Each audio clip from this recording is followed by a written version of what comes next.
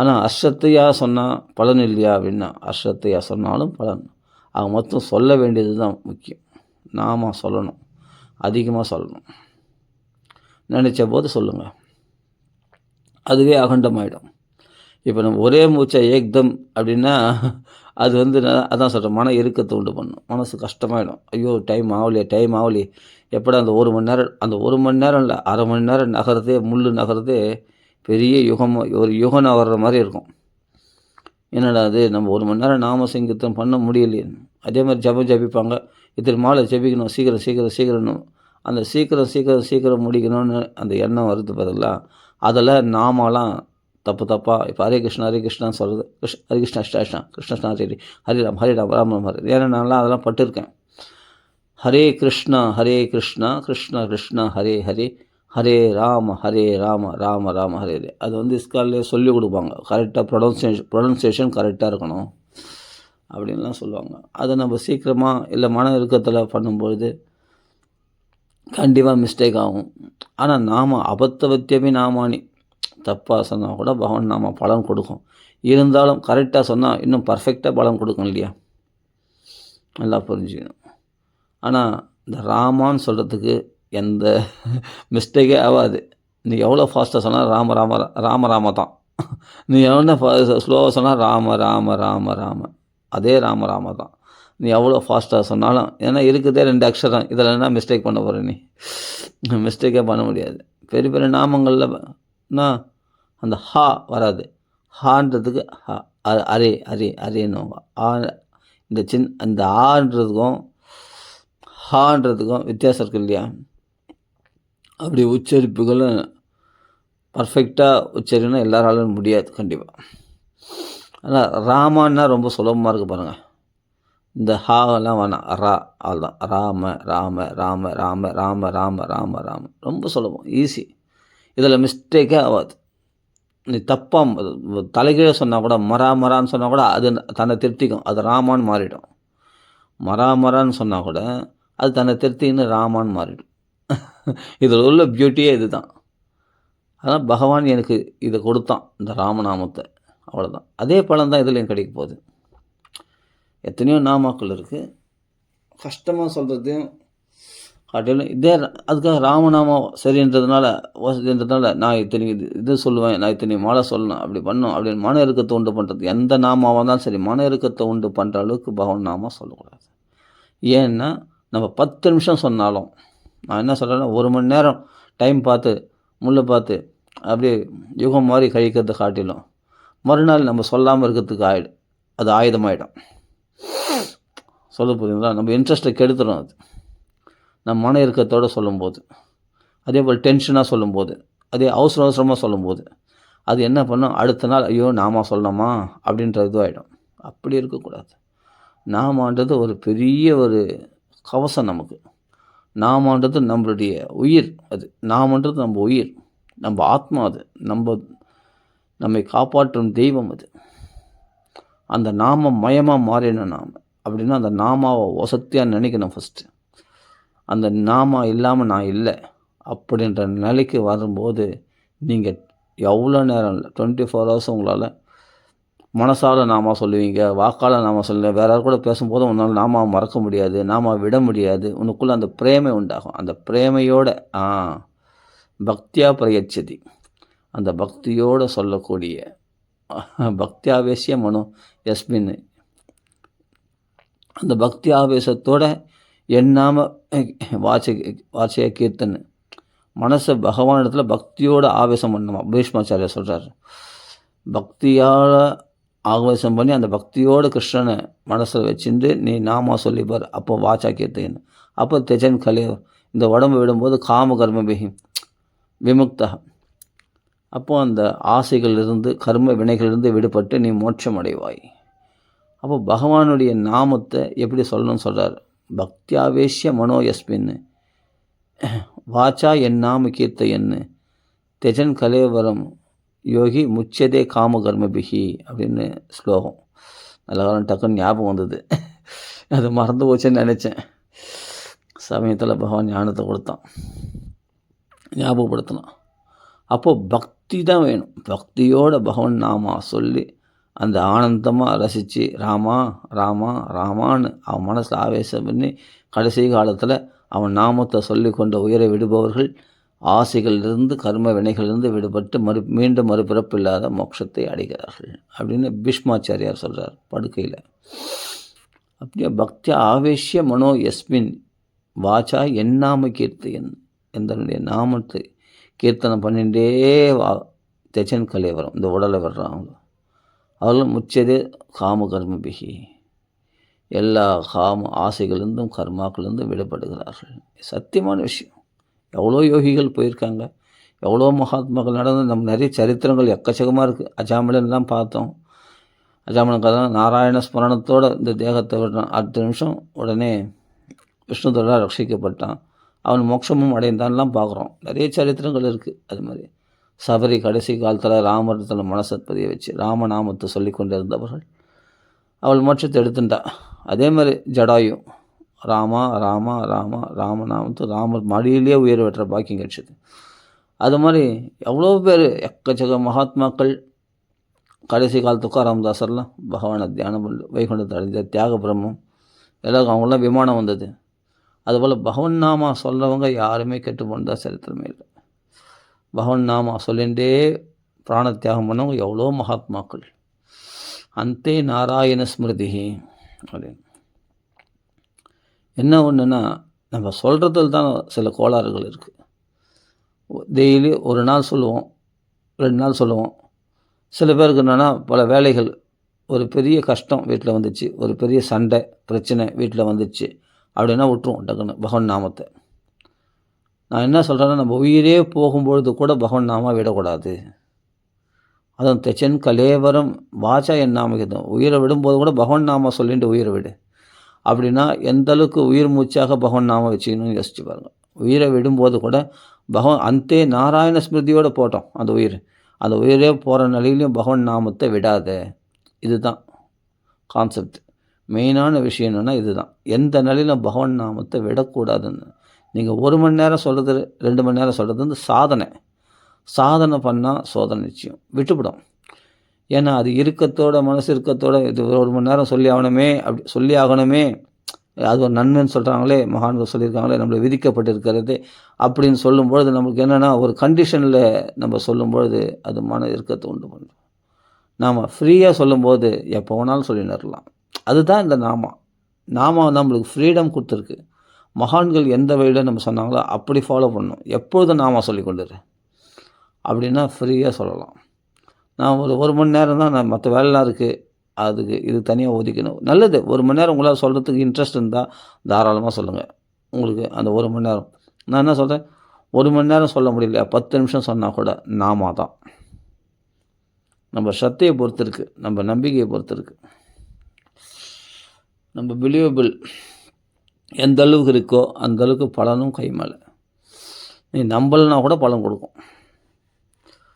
மகா யோகியன் பகவன் நாமா சொல்கிறான், அஷ்டாங்க யோகா பயிற்சி பண்ணுறான் ஒரு யோகி, அவன் சதாச்சாரம் உடையவன். ஆனால் 2 பேரும் கடைசியில் முடிவு என்ன பலன்னா ஆனந்தம் ஆனந்தம் ஆனந்தமயோ சன்னு. அதுபோல் ஆனந்தம் தான் அடைய போகிறது. முடிவு என்னென்னா ஆனந்தம் தான். மகாதுஷ்டன் மகா அயோக்கியன் அவன் பகவன் நாமா சொல்கிறான், அவனுக்கும் என்ன பலனோ அதே மாதிரி சதாச்சாரம் உடையவன், நல்ல ஆச்சாரம் நல்ல குலத்தில் பிறந்தான், அவன் யோகம் பண்ணுறான், அஷ்டாங்க யோகம் பண்ணுறான். அந்த யோகம் பண்ணி மேல்நிலைக்கு சமாதிநிலைக்கு ஏறிட்டான். அவனுக்கு என்ன பலன்? அப்போ இவன் பார்த்தானா மகா அயோக்கியனாகிய அஜாமிலனுக்கும் எந்த மோட்சமும், அதே போல் பரத யோகேஸ்வருக்கும் அதே மோட்சம்தான். என்னென்னா பரத யோகேஸ்வர் சதாச்சாரம் உடையவர், ஆனால் கடைசியில் என்னென்னா 3 பிறவி எடுத்தார். என்ன ஒரு சொல்லப்போனால் ஒரு அட்வான்டேஜ் என்னென்னு நாம சங்கீதத்தில் ஒரே பிறவி நச்சிராத், ஒரே பிறவியில் அவர்கள் லேட் ஆகாது. ஏன்னா நாமா சொல்கிறவங்கள பகவானே வந்து காப்பாற்றுறான். அஷ்டாங்க யோகா பயிற்சி பண்ணுறவங்கள இவரெல்லாம் ஏறி வரணும், இவருடைய சாதனை என்னால் பகவான் எட்டி பிடிக்கணும். இது கொஞ்சம் சிரமம் பண்ணணும். யமனியமங்களை கடைப்பிடிச்சுன்னு பிராணயாம பயிற்சி பண்ணி குண்டலினி சக்தி வழியாக பிரம்மரந்திரத்தை பிளந்து கொண்டு இவர்கள் ஜீவஜோதி ஆகிய அதை பிரம்மஜோதியில் பிளந்து கொண்டு இந்த ஜீவஜோதி பரஞ்சோதி அடையணும் அப்படின்னா ரொம்ப சிரமம். சாதாரண விஷயம் இல்லை. இதெல்லாம் விளையாட்டை நான் சொல்லிட்டேன். கடைப்பிடிச்சி பாருங்க தெரியும். சாதாரண விஷயங்கள யோகிகள் எத்தனையோ பேர் அஷ்டமா சித்திகளில் மயங்கி விழுந்து அவ்வளோதான், அந்த யோகம் அதோட பிரஷ்ட ஜென்மம் ஆயிடுச்சு. அவங்களுக்கு வந்து என்னென்னா மறுபடியும் எந்த ஜென்மம் கிடைக்குன்னு தெரியாது. இதில் வீழ்ச்சி அடைஞ்சால் அப்புறம் மறுபடியும் பல ஜென்மங்கள் அநேக ஜென்மம் சம்சித்தக மறுபடியும் பயிற்சி பண்ணணும், மறுபடியும் முயற்சி பண்ணணும், மறுபடியும் அவர்கள் அந்த அஷ்டாங்க யோக பயிற்சி பண்ணி மறுபடியும் அவங்க பிரயத்தனப்பட்டுகிட்டே இருக்கணும். ஏன்னா இவரெல்லாம் வரணும் இல்லையா? இவரெல்லாம் வந்தால் என்றைக்கு நீந்தி இவங்க கடலை கடக்கிறது ரொம்ப கஷ்டம். ஆனால் திடீர்னு ஒருத்தன் படகு வந்தது, உடனே ஏறி உட்காந்துக்கிட்டானா, நான் உன்னை கடத்தி வைக்கிறேன், அகம் சமுத்திரத்தை மிருத்தி சம்சார சாகராத், இந்த சாகரத்துலேருந்து நான் உன்னை கையெழுத்தி விட்றேன், வாடா இந்த படகுல ஏறிட்டா அப்படின்னு சொன்னால் ஜம்முன்னு படகு ஓட்டி அவன் பாடு ஓட்டி அவன் போகிறான். நீ ஜம்முன்னு உல்லாச யாத்திரை அப்படியே பீச்சில் போட்டிங் போகிற மாதிரி ஜம்முன்னு போய் அழகாக கரை வந்துடுச்சு. ஈஸியாக மோட்சம், நீ பகவான் அடைஞ்சிடலாம். அவனே கை கொடுத்து தூக்குறான்னா நச்சிடாது, லேட் ஆகாது, அநேக ஜென்மங்கள் ஆகாது.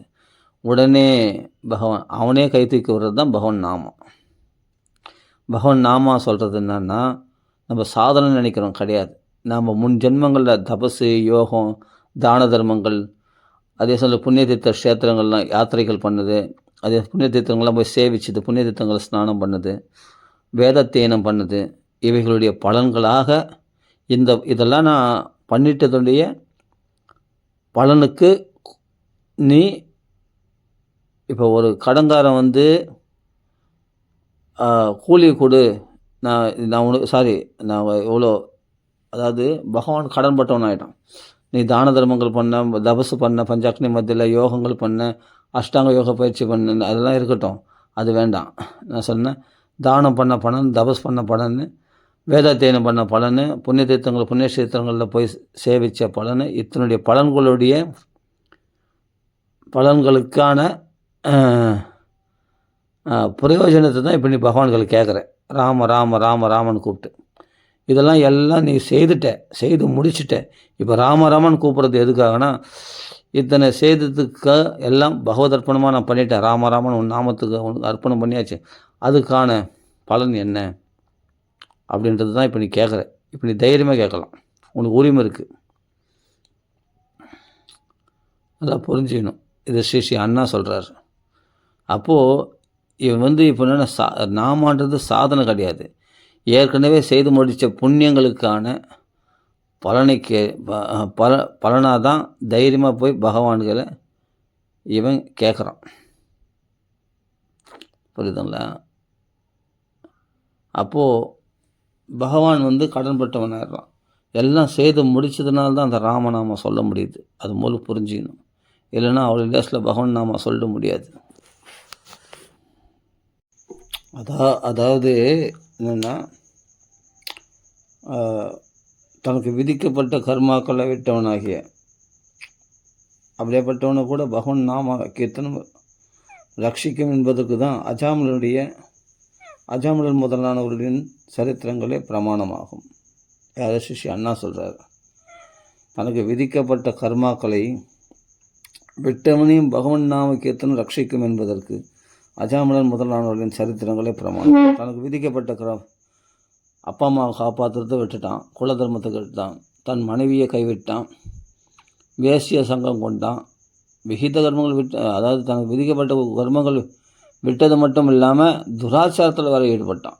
தனக்கு விதிக்கப்பட்ட கடமைகளை செய்யாமல் ஸ்வதர்மத்தை விட்டது மட்டும் இல்லாமல் துராச்சாரத்தில் ஈடுபட்டான். துராச்சாரத்தில் ஈடுபட்டு ஒரு வேசியனுடைய சங்கத்தினால், துஷ்ட சங்கத்தினால் வழிப்பறி, திருட்டு எல்லாம் அகிருத்திய சதம் அநேகமாக நிறைய அதர்மங்களை செய்தான். அவள் மூலமாக 10 புத்திரர்களையும் பெற்றெடுத்தான். இப்படி அசுத்தமான ஒரு வாழ்க்கை வாழ்ந்து கொண்டிருந்தான் அஜாமலன். அவனை கூட நாம கரையேற்றோம் அப்படின்னா யோசிச்சு பாருங்க. அப்படி அதான் பகவானுடைய கிருபை. அதுதான் இங்கே சொல்கிறது. அப்போது தனக்கு விதிக்கப்பட்ட கர்மங்களை விட்டவன் பகவன் நாம கீர்த்தன் ரட்சிக்கும் என்பதற்கு அஜாமலன் முதலானவரின் சரித்திரங்களே பிரமாணமாகும். எஜமானன் ஏவிய வேலைகளை செய்யாதபடி எஜமானே என்று சொல்லி கொண்டிருந்தால் கூலி கிடைக்குமா? அதாவது எஜமானன் ஏவிய வேலைன்னா என்ன? தர்மானுஷ்டானங்களை கடைப்பிடிக்கிறது, என்ன சொன்ன அந்த புண்ணிய காரியங்களை செய்கிறது, நம்ம சுதர்மத்தை கடைப்பிடிக்கிறது, அதை பற்றற்று பகவதர்ப்பணமாக எல்லா காரியங்களும் செய்யுது. இதெல்லாம் இருக்குது இல்லையா? இதெல்லாம் எஜமானன் ஏவிய காரியங்கள். அதான் 18 யோகங்களை கீதையில் சொல்கிறார். இப்போ இது தியான யோகம் பண்ணணும், தவம் பண்ணணும், யோகம் பண்ணணும், புண்ணிய கஷேத்திரங்கள் போய் புண்ணியத்தை சேர்த்துக்கணும், இதெல்லாம் எனக்கு பிரியமுள்ளது அப்படின்னு பகவான் சொல்கிறானே. அதே சமயத்தில் சமதர்மத்தை கடைப்பிடிக்கணும், சுகம் துக்கம் லாபம் நஷ்டம் எல்லாத்தையும் சமமாக பார்க்கணும். இப்போ பகவான் ஏவிய காரியங்கள் இதெல்லாம். அதே மாதிரி தன் ஸ்வதர்மத்தை கண்டிப்பாக கடைப்பிடிக்கணும். அது அர்ஜுனுக்கு விதிக்கிறார் இல்லையா? அது மாதிரி நம்ம தர்மங்களை கடைப்பிடிக்கணும் இல்லையா? வேதத்தில் சொல்லக்கூடிய கர்மாக்களை கடைப்பிடிக்கணும், தர்மங்களை நம்ம அனுஷ்டிக்கணும் ஸ்ரத்தையாக. அப்போது இந்த எஜமான ஏவிய காரியங்கள்லாம் செய்யணும் கண்டிப்பாக. ஆனால் எல்லாத்தையும் செய்ய முடியல. ஆமதான் தர்மத்தை கடைப்பிடிக்கணும். இது பகவான் ஏவிய காரியங்கள். அப்படியேப்பட்ட ஏவிய வேலைகளை செய்யாதபடி வெறும் எஜமானே என்று சொல்லி கொண்டிருந்தால் கூலி கிடைத்திடுமா? எஜமானன் தான் சந்தோஷம் அடைந்து விடுவானா? பகவான் தான் சந்தோஷம் அடைந்து விடுவானா? அதுபோல் பகவத் ஆக்ஞையான தர்மானுஷ்டானம், பகவானுடைய கட்டளையாகிய அந்த தர்மானுஷ்டானங்களை செய்யாமல் ராதே கிருஷ்ணா என்று கூச்சல் போட்டு கொண்டிருந்தால் பலன் கிட்டி விடுமா? பகவான் தான் சந்தோஷம் அடைந்து விடுவானா என்று ஒரு பௌராணிகர் பாகவத தர்மத்தின் நாம சித்தாந்தத்தை கேலி செய்தார். இதை நான் சொல்ல, அண்ணா சொல்லியிருக்கார். அண்ணாவுடைய புஸ்தகம் தான் படித்து சொல்கிறேன். இப்போது ஸ்ரீ அண்ணா போட்ட புஸ்தகத்தை தான் படித்து சொல்கிறேன். ஒரு பௌராணிகர் நாம சித்தாந்தத்தை கேலி செய்தாராம். கிருஷ்ணா ராதே கிருஷ்ணா குத்துருவானா? அவன் சொன்ன தர்மாக்கள்லாம் கடைப்பிடிக்கணும். வெறும் நாம சங்கீதத்தினால் மட்டும் பெற்றுவிட முடியாது அப்படின்னு ஒரு பௌராணிகர், பாகவதம் சொல்லக்கூடிய ஒரு பௌராணிகர் சொல்கிறாராம். அது ஸ்ரீ அண்ணா சொல்கிறார். அப்போ அந்த பௌராணிகர் பாகவத தர்மத்தின் நாம சித்தாந்தத்தை கேலி செய்தார். எஜமானே என்று கூப்பிடும் இந்த வேலைக்காரன் கூப்பிட்டால் மட்டும் கிடைச்சிடுமா? பகவான் கொடுத்துருவானா எல்லா பலன்களையும்? அப்போ அவனுடைய ஆக்ஞையாகிய அவன் இட்ட கட்டளையை நாம் செய்தால் தானே, அந்த தர்மங்களை கடைப்பிடிச்சா தானே அதுக்கான பலனை பகவான் கொடுப்பான் அப்படின்னு. ஆனால் அடுத்த வரியில் சொல்கிறாரு, ஸ்ரீ அண்ணா அழகாக சொல்கிறாரு. என்ன சொல்கிறாரு பாருங்கள். எஜமானி என்று கூப்பிடும் இந்த வேலைக்காரன் செய்த வேலைகளுக்கு கூலி கேட்கத்தான் கூப்பிடுகிறார். ஏற்கனவே பல ஜென்மங்களாக, அதான் சொல்கிறேன், 4 லட்சம் ஜென்மா புண்ணியம் பண்ணியிருந்தால் தான் ஒரு தடவை ராமான்னு சொல்ல வருமா. அப்போ எல்லா புண்ணியம் எல்லாமே செய்து முடிச்சிட்டான். அந்த செய்து முடித்ததுக்கு கூலி கேட்குறான். அதுக்காக எஜமானின்னு கூப்பிட வந்திருக்கானே தவிர இப்போ என்னென்னா வேலை செய்யறதுக்கு வரலாம். அவன் நல்லா புரிஞ்சுக்கணும். வேலை செய்ய வரவில்லை, பல நாட்களாக வேலை செய்தவன் கூலி கேட்க வந்தால் எஜமானே என்று கூப்பிடத்தான் செய்வான். வேறு என்ன, எப்படி கூப்பிடுவான்? அதிகாரம் கூட செய்வான். அல்லது அபிமானத்தின் பேரில் மறுபடியும் வேலை செய்ய சொன்னால் பகவான் அவர் எஜமானுக்கு விருப்பம், அதனால் இந்த வேலை செய்யணும்னா செய்வார். அபிமானத்தினால், அன்பால், அபிமானத்தின் பேரில் இட்ட வேலைகளையும் பிரயோஜனம் எதிர்பாராமல் செய்வான். அதுபோல பாகவதன் பல ஜென்மங்களாய் பல கர்மானுஷ்டானங்களை செய்தவன். அதன் பயனாகத்தான் இப்போது பகவன் நாமத்தை கூச்சலிட்டு சொல்லுகிறான். ராம ராம ராம ராமன்னு கத்துறான். அவனுக்கு எந்த பலனையும் விரும்பி எதுவும் செய்ய வேண்டியதில்லை. அவனுக்கு எந்த பலனையும் விரும்பி எதுவும் செய்ய வேண்டியதில்லை. அவன் செய்ய வேண்டியது செய்து முடிச்சிட்டான். ராமராமான்னு சொல்கிறானே, செய்து முடிச்சிட்டான். இருந்தாலும் பகவானின் ஆக்ஞை என பகவானின் சந்தோஷத்திற்காக தர்மங்களை அனுஷ்டிப்பான். சகல தர்மங்களையும் அனுஷ்டித்ததன் பலனாகவே ஒருவன் நாம கீர்த்தனம் செய்வான். நல்லா புரிஞ்சுக்கணும். அவ்வளோ லேஸில் நாம கீர்த்தனத்தில் வந்துட முடியாது. அவன் நாம சங்கீர்த்தனத்தில் பிடிச்சிக்கிட்டான்னு சொன்னால் அதுக்கு முன்னாடி எல்லா தர்மங்களையும் கடைப்பிடித்து முடிச்சுட்டான். அவன் தர்மங்களையெல்லாம் செவ்வனே செய்து, அதுவும் பர்ஃபெக்டாக செய்து முடிச்சிட்டான். அதனால தான் இன்றைக்கி அவன் வாக்கில் ராமான்னு வருது.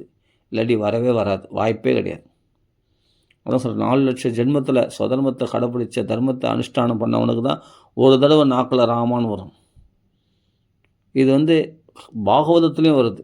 மற்ற புராணங்களை சொல்கிறது, பாகவதத்திலே தேவஹூதி அம்மா பர்ஃபெக்டாக ஸ்பஷ்டமாக சொல்கிறான். அப்போ எதுக்கு இன்னும் கடமைகளை செய்யணும்? பகவத் சந்தோஷத்துக்கு அவனுக்கு ஆக வேண்டியது ஒன்றும் இல்லை. இந்த உலகத்தில் பகவான் சந்தோஷம் அடைவான்னு சில இப்போ நாம பிரச்சாரம் பண்ணுறாங்க. இதெல்லாம் கூட கர்மாக்கள் தானே, தர்மங்கள் தானே. ஆமாம், பகவானுக்கு பிரீதியான தர்மங்களை செய்வான். பகவானுக்கு இது பிடிக்கும். நாம பிரச்சாரம் பண்ணால், பாகவத பிரச்சாரம் பண்ணால் பிடிக்கும். அதனால் மகான்கள் அப்படி செய்வாங்களே தவிர, அவர்கள் பகவான் நாம சொல்லி கொண்டு இருந்தாலே போதும். யாராலையும் ஆக வேண்டியது ஒன்றுமே இல்லை அவங்களுக்கு. அதுதான் இங்கே ஸ்ரீ அண்ணா சொல்கிறார். பகவானின் சந்தோஷத்திற்காக தர்மங்களை அனுஷ்டிப்பான். அதான் மெயின். சகல தர்மங்களையும் அனுஷ்டித்ததன் பயனாகவே ஒருவன் நாமகீர்த்தனம் செய்வான் என்பதை ஸ்ரீமத் பாகவதத்தில் தேவஹூதி கபிலவாசுதேவரிடத்தில் ஸ்தோத்திரம் செய்கையில் கூறுகிறாள். அதான் ஸ்பஷ்டமாக ஸ்ரீ அண்ணா சொல்லியிருக்காரு. இதெல்லாம் ஆச்சரியமான விஷயம். தேவஹூதி என்ன சொல்கிறான்? ஜிஹ்வாக்ரே நாமதுப்பியம் தேபுஸ் தபஸ்தே ஜுஹு சஸ்னுர் ஆத்யா அப்படின்னு சொல்கிறான் இல்லையா. அவன் என்னன்னா சுதர்மத்தை கடைப்பிடிச்சவன், புண்ணியத்தங்களை ஸ்நானம் பண்ணவன், வேதாத்தியனம் பண்ணவன், அதே சமயத்தில் தான தர்மங்கள் பண்ணவன், எல்லாமே தபஸ் பண்ணவன். தேபுஸ் தபஸ்தே, பஞ்சாக்னி மத்தியில் தபஸ் பண்ண, எல்லா தர்மங்களையும் செய்து முடித்தவன், எல்லா யாகங்களையும் பண்ணி முடித்தவன். ஜுஹு, எல்லா யாகங்களையும் அக்னிஹோத்திரம் செவனை செய்து முடித்தவன் தான் ஜிஹ்வாக்ரே நாமதுப்பியம். நாக்கு நுனியில் பகவான் நாம ராமான்னு வருமா அப்படின்னு தேவஹூதி அம்மா சொல்கிறா. சாஸ்திரம் பிரமாணம். இப்போது கடமைகளை அனுஷ்டானம் பண்ணிட்டு அனுஷ்டானம், அதாவது நாம சொல்கிறதுந்தானா நாம மட்டும் சொன்னால் போதாதுன்னு சொல்கிறாங்க இல்லையா சில பேர். பகவான் இட்ட கட்டளைகள் கடமைகள்லாம் செவ்வனே செய்யணும் அப்படின்னு. அவ்வளோ கடமைகளும் எல்லாத்தையும் செவ்வனே செய்ய முடியாது.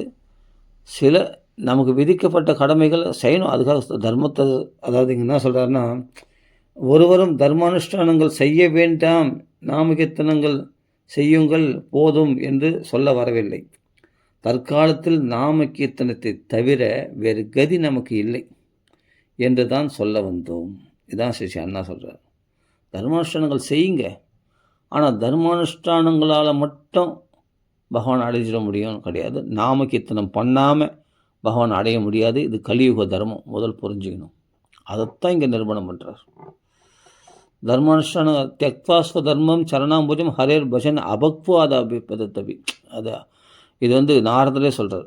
பாகவதத்தில் தியக்வா சுதர்மத்தை விட்டாவது பகவத் பஜனை பண்ணு, உன்னுடைய கர்மாக்களை உன் தர்மானுஷ்டானங்கள் பண்ணக்கூடாதுன்னு சொல்லுவார்ல. ஆனால் பகவன் நாமத்தை மறக்கடிக்கிற, பகவன் நாமத்துக்கு அவகாசம் இல்லைன்னு சொல்லாத. என் சுதர்மத்தை கடைப்பிடிக்கணும், என் கடமைகளை கடைப்பிடிக்கணும் அப்படின்னு சொல்லிட்டு பகவன் நாமத்தை விடாத. பகவன் நாமத்துக்காக இவைகளை விட்டாலும் தோஷம் இல்லை, ஆனால் சுதர்மத்தை கடைப்பிடிக்கணும்னு பகவன் நாமத்தை விட்டால் தோஷம். அது முதல் புரிஞ்சுக்கும். அது எந்த பலனையும் கொடுக்காது. ஆனால் பகவன் நாமத்துக்காக ஸ்வதர்மங்களை விட்டால் உனக்கு வீழ்ச்சியே கிடையாது, பரம மங்களம் தான் முடியும். நான் இது கொஞ்சம் எல்லாருக்கும் கொஞ்சம் சில பேர் குத்துற மாதிரி இருக்கும் மனசு. என்னப்பா இது ஸ்வதர்மத்தை விட்டு? ஆமாம், இதை தவிர வேறு கலியுகத்தில் வேறு கதி கிடையாது. ஹரிநாம சங்கீர்த்தனை தவிர வேறு கதி கிடையாது கலியுகத்தில். ஸ்வதர்மத்தை விட்டாவது தெக்வா ஸ்வதர்மம் சரணாம்புஜம் ஹரேர் பஜன், அவன் நாமத்தை பஜிக்கிறவன், ராமராமான்னு கர்ஜிக்கிறவன் பக்குவம் இல்லைன்னா கூட பரவாயில்ல, பக்குவம் இல்லாமல் சரி அவன் மரணம் அடைஞ்சிட்டான், ஆனாலும் அடுத்த பிறவியில் விட்ட இடத்துலேருந்து அவன் தொடருவான். இப்போ 45% வரையும் கடைப்பிடிச்சான் அப்படின்னா 46% அவன் ஆரம்பித்து மேலும் அவன் முன்னேற்றம் அடைய முடியும். பகவான் அவனுக்கு அனுகூலமாக இருப்பார். ஏன்னா நாமத்தை சொல்லிட்டு, நீ சாதாரண விஷயத்தை பண்ணல, நீ நாமத்தை சொன்ன. சாதாரண அஷ்டாங்க யோகா பயிற்சி பண்ணுறவங்களுக்கு அடுத்த ஜென்மத்தில் அவங்களுக்கு இப்போ முன் ஜென்மத்துடைய அபியாசம் பலனாக அவங்களுக்கு இருக்கிறதுனால மறுபடியும் முயற்சி பண்ணுவாங்க. ஆனால் பல ஜென்மங்கள் ஆகும். ஆனால் நாமத்தை சொன்னவனுக்கு வீழ்ச்சியே கிடையாது, அந்த ஜென்மத்திலே பலன் கொடுக்கும். அப்படியே சப்போஸ் தப்பிச்சாலும் அடுத்த ஜென்மத்தில் பரம பாகவதர் குடும்பத்தில் பிறப்பான். நல்லா ஸ்ரீமதாங்க, நல்லா அவன் பணம் சம்பாதிக்க வேண்டிய அவசியம் இல்லாமல் பரம்பராகதமான சொத்து இருக்கிறதுனால அந்த பணத்துக்கு பற்றி அவன் கவலைப்படாமல் பகவானை பற்றி கவலைப்படக்கூடிய ஒரு சூழ்நிலையை ஏற்படு அந்த அட்மாஸ்பியரை கொடுத்து அந்த பகவத் பக்தியில் மேலும் முன்னேற்றம் அடையும்படி செய்வான். வீழ்ச்சியே கிடையாது. நமே பக்த பிரணஷ்யதி. நல்லா புரிஞ்சுங்க. பணம் சம்பாதிக்கணும், பணம் இல்லைன்ற ஒரு கஷ்டத்தினால்தான் பணத்தை பற்றியே நினச்சிட்டு பணத்துக்காக நம்ம படாத பாடுபடுறோம். உன் ஸ்ரீமதம் நீ பணக்கார வீட்டிலே வந்துட்டேன்னா பரம்பராகதமான சொத்து 10 தலைமுறை சொத்து இருக்குது, நீ சம்பாதிக்க வேண்டிய அவசியமே இல்லைன்னும் போது அந்த கவலையை பற்றி நீ ஏன் கவலைப்பட போகிற? அதான் ஸ்ரீமதாம் கேகி. நல்ல பணக்கார வீட்டில் உனக்கு பிறந்த அப்படின்னா உனக்கு. ஆனால் முன் ஜென்ம வாசனை உன்னை விடாமல் நீ என்ன பண்ண, பக்தியில் முன்னேற்றம் அடைய பார்ப்ப. அப்போது பணத்தை பற்றி கவலைப்படல, குடும்பம் எதை பற்றி கவலைப்படாத ஒரு சூழ்நிலையை அட்மாஸ்பியர் உனக்கு ஏற்படுத்தி நீ பக்தியில் ஃப்ரீயாக சுதந்திரமாக பக்தி பண்ணும்படி பகவானுடைய ஒரு ஏற்பாடு. பக்தனுக்காக இப்படிப்பட்ட ஒரு வசதி சலுகையை பகவான் கொடுக்குறானோ. இதை விட வேறு என்னங்க யோக பிரஷ்ட ஜென்மம். அப்படிப்பட்ட யோகத்தில் நழிவினவனுக்கு இந்த உயர்ந்த நிலை, இவனுக்கு பாதுகாப்பு உண்டு. ஆனால் சுதர்மத்தை மட்டும் அனுஷ்டானம் பண்ணி பகவானையே பஜிக்கலை வாழ்நாள் முழுதும் சுதர்மன்னு கடைப்பிடிக்கிறான், இல்லற கவலைகளாக முழுகிறான். அவனுக்கு என்ன நல்ல கதிகன்னு சொல்லும் பார்க்கலாம். அவனுக்கு எவ்வளோ அந்த சுதர்மத்தை கடைப்பிடிக்கிறதுக்கு பல பாபங்களை பண்ணியிருப்பான், எத்தனையோ பொய் சொல்லியிருப்பான், எத்தனையோ கபடங்களை ஆசிரிச்சிருப்பான். அதுக்கான பலனை நரகத்துக்கு தான் போனமே தவிர அவர்களால் சத்கதி கிடைக்கிறதுக்கு வாய்ப்பே கிடையாது. நீ குடும்பத்தை காப்பாற்றினேன், எல்லாம் பார்த்தன, பகவானை திருப்பி அன்னைக்கு பார்த்தேன். மோட்ச மார்க்கத்துக்கு நீ ஆத்ம லாபத்துக்கு என்ன தேடினேன், தேக லாபத்துக்கு தேடினேன். தேக லாபத்தை தேடினேன், தேகத்துக்கு சம்மந்தமாக இருக்கக்கூடிய குடும்ப லாபத்துக்கு தேடினேன். நீ ஆத்ம லாபத்துக்காக நீ என்ன பண்ண, யோசிக்க வேணும் இல்லையா? அதுவும் கலியுக தர்மமாக நீ ஆன்மீகத்துக்கு வந்தாவே சரி, ஏதோ இதெல்லாம் பக்குவம் அடைத்து இப்போ அஷ்டாங்க யோகமோ ஞான விசாரமோ என்னென்னா அநேக ஜென்மங்கள் ஆகும். ஞான யோகத்துக்கு பகுனா ஜென்மனாமந்தேன்னு சொல்கிறார். அவைகள்லாம் பக்குவம் அடையினா பல ஜென்மங்கள் ஆகணும். அதனால தான் பக்தி மார்க்கம் எல்லாமே வசதி. அதுவும் ஆன்மீக வழி தான். யோகானுஷ்டானம் பண்ணுறதும் ஞான விசாரம் பண்ணுறது ஆன்மீக வழி தான். கர்மானுஷ்டானம், அதாவது ஸ்வதர்மத்தை கூட பகவதர்ப்பணமாக பண்ணுறது, தான தர்மங்கள் பண்ணுறது, பகவானுக்கு பூஜை பண்ணுறதெல்லாம் கர்மயோகம். கர்மா யோகமாக பண்ணுறது பக்தி யோகம் தான். அதான் பக்தி யோகம். எல்லாமே பகவதர்ப்பணம். எத்கரோஷி எதஸ்நாசி எத் ஜோஷி ததாசியத்தி எத் தபஸ்யசி கோந்தைய தத் குருஷ்வம் மதர்ப்பணம். இது கர்மயோகம். கர்மாவை பகவதர்ப்பணமாக பக்தி யோகமாக மாற்றுறது, பகவதர்ப்பணமாக பண்ணுறது, பலனை எதிர்பார்க்காம. அப்படி பண்ணும்போது பலனை எதிர்பார்க்க அந்த பலனை பகவதர்ப்பணமாக பண்ணுறதுன்னு அர்த்தம். அப்படி பண்ணிட்டேன்னா ஓகே, அது பக்தி யோகமாக மாறும். அதெல்லாம் பண்ணாமல் என் குடும்பத்தின் சுயநலம், என்னுடைய குடும்பம், என்னுடைய வரவு எவ்வளோ, நீ கோடி கோடியாக கூட சேர்த்து வையேன், கோடி கோடியாக கூட பணத்தை நிறைய அந்த கோடிக்கணக்கான பணமாச்சு நான் எப்படி விட்டு விட முடியும்? அப்படி அந்த கோடி கோடியாக நீ குடும்பத்துக்காக சேர்த்து வை, எல்லாம் பண்ணு. ஆனால் அது சுயநலம் தானே. அதனால் பகவான் எப்படி சந்தோஷம் அடைவான்? நீ பகவதர்ப்பணம் பண்ணாத உன் வாழ்க்கையை ஆகமத்து எல்லாம் தேகரஞ்சகத்துக்காகவும் மனோரஞ்சகத்துக்காகவும் மட்டும்தானே. இவைகளை திருப்திப்படுத்தினே ஒரு மனுஷன் வாழறான்னு சொன்னால் அதனால் நரகம் தானே கிடைக்கும். வேறு என்ன கிடைக்கும்? புண்ணியமாக கிடைக்கும், புருஷார்த்தமாக கிடைக்கும். அப்போது பகவதர்ப்பணம் பண்ணாமல் பாப வாழ்க்கை வாழ்ந்தவர்களுக்கு பகவதர்ப்பணம் பண்ணால் தான் பாவம் போகும். பகவதர்ப்பணம் பண்ணாமல் தன் சுயநலத்துக்காக தேக சௌக்கியத்துக்காகவும் குடும்ப சௌக்கியத்துக்காக சொன்னால் அது பாவம் தான். பாவத்தையே சாப்பிடுகின்றான். பகவதர்ப்பணம் பண்ணாமல் சாப்பிட வேண்டிய சாப்பாடு பாவம் கலங்கப்பட்டது. அவன் பாப திரவியோப ஜீவினாம். அந்த திரவியங்கள் அவனுக்கு வரக்கூடிய பணங்கள்லாம் கூட பாப கலங்க முடியாது. அப்போ அதுக்கான பலனாக அதை அனுபவிக்கிறவங்களுக்கு அந்த நரகம் தான் சித்திக்கும். அந்த பாவங்கள் தான் சேரும். நான் பயமுறுத்தணும் சொல்ல, இருக்கிற ஃபேக்டை சொல்கிறேன். சாஸ்திரங்கள் மகான்கள் விதிக்கப்பட்டது. பகவதர்ப்பணமாக பண்ணும்போது தான் அது சுத்தி அடையும் நம்ம திரவியங்கள்லாம். பகவதர்ப்பணமாக பண்ணிவிட்டு நீ எடுத்துக்கோ, சந்தோஷமாக அனுபவிக்கும். நான் அனுபவிக்க வேணான்னு சொல்ல, ஆனால் பகவத் நாம சொல்லு, நீ சுதர்மத்தை கடைப்பிடி, எல்லாம் படப்படி, பகவன் நாமத்தை சொல்லு. பகவன் நாமத்துக்காக சுதர்மத்தை கூட தியாகம் பண்ணலாம். ஆனால் சுதர்மத்தை கடைப்பிடிக்கிறதுக்காக பகவன் நாமத்தை தியாகம் பண்ணக்கூடாது. அதுக்காக தான் சொல்ல வரேன். அப்போ கோடி கோடியாக பணம் சேர்த்து வச்சாலும் இது ஒன்று நரகத்திலிருந்து விடுவிக்காதே, இது உனக்கு புண்ணியத்துக்கு, இது நல்ல மோட்ச மார்க்கத்தை காட்டாதே. பணம் மோட்சத்து மார்க்கத்தை காட்டாதே. கோடி கோடியாக பணம் இருந்தாலும் அது மோட்ச மார்க்கத்தை காட்டுமா? பகவானை காட்டி கொடுமா? இல்லை, பகவானை மறக்கடிக்க செய்யும். இன்னும் அந்த ஒரு கோடி தானே வந்துடுது, அது எப்படி 10 கோடி ஆகலாம் தான் பார்க்கும் இல்லையா? ஆசைகள் குடும்பத்துலேயும் பிக்கல் பிடுங்கள் அதிகமாக இருக்கும். எவ்வளோ பணம் அதிகமாக வருதோ அந்தளவுக்கு உறவுகளும் காக்கா மாதிரி ஒட்டிப்பாங்க. எல்லாமே பிக்கல் பிடுங்களும் அதிகமாக இருக்கும். அப்போ பகவானை மறக்கடிக்கிறதுக்கு தான் நிறைய வாய்ப்புகள் இந்த கலியுகத்தில் இருக்கிறத தவிர பகவான் நினைக்க வைக்கிறதுக்கு எங்கே இருக்குது சொல்லும் பார்க்கலாம். யோசிக்கணும் இல்லையா?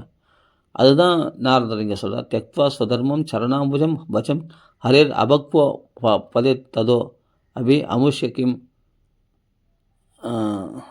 ஃபுல் ஸ்லோகம் டக்குன்னு ஞாபகம் இல்லை. அப்போது அவன் பக்குவம் இல்லாமல் இருந்தால் கூட பகவத் பஜனை பண்ணிட்டு கீழே வீழ்ச்சி அடைந்தாலும் அடுத்த பிறகு அவனுக்கு அமங்கலம் ஏற்படுமோ? ஏற்படாது. ஆனால் ஸ்வதர்மத்தை மட்டும் கடைப்பிடித்து பகவத் பக்தி பண்ணாதவனுக்கு மங்களம் ஏற்படுமோ? அதுவும் ஏற்படாது. அதுதான் சொல்ல.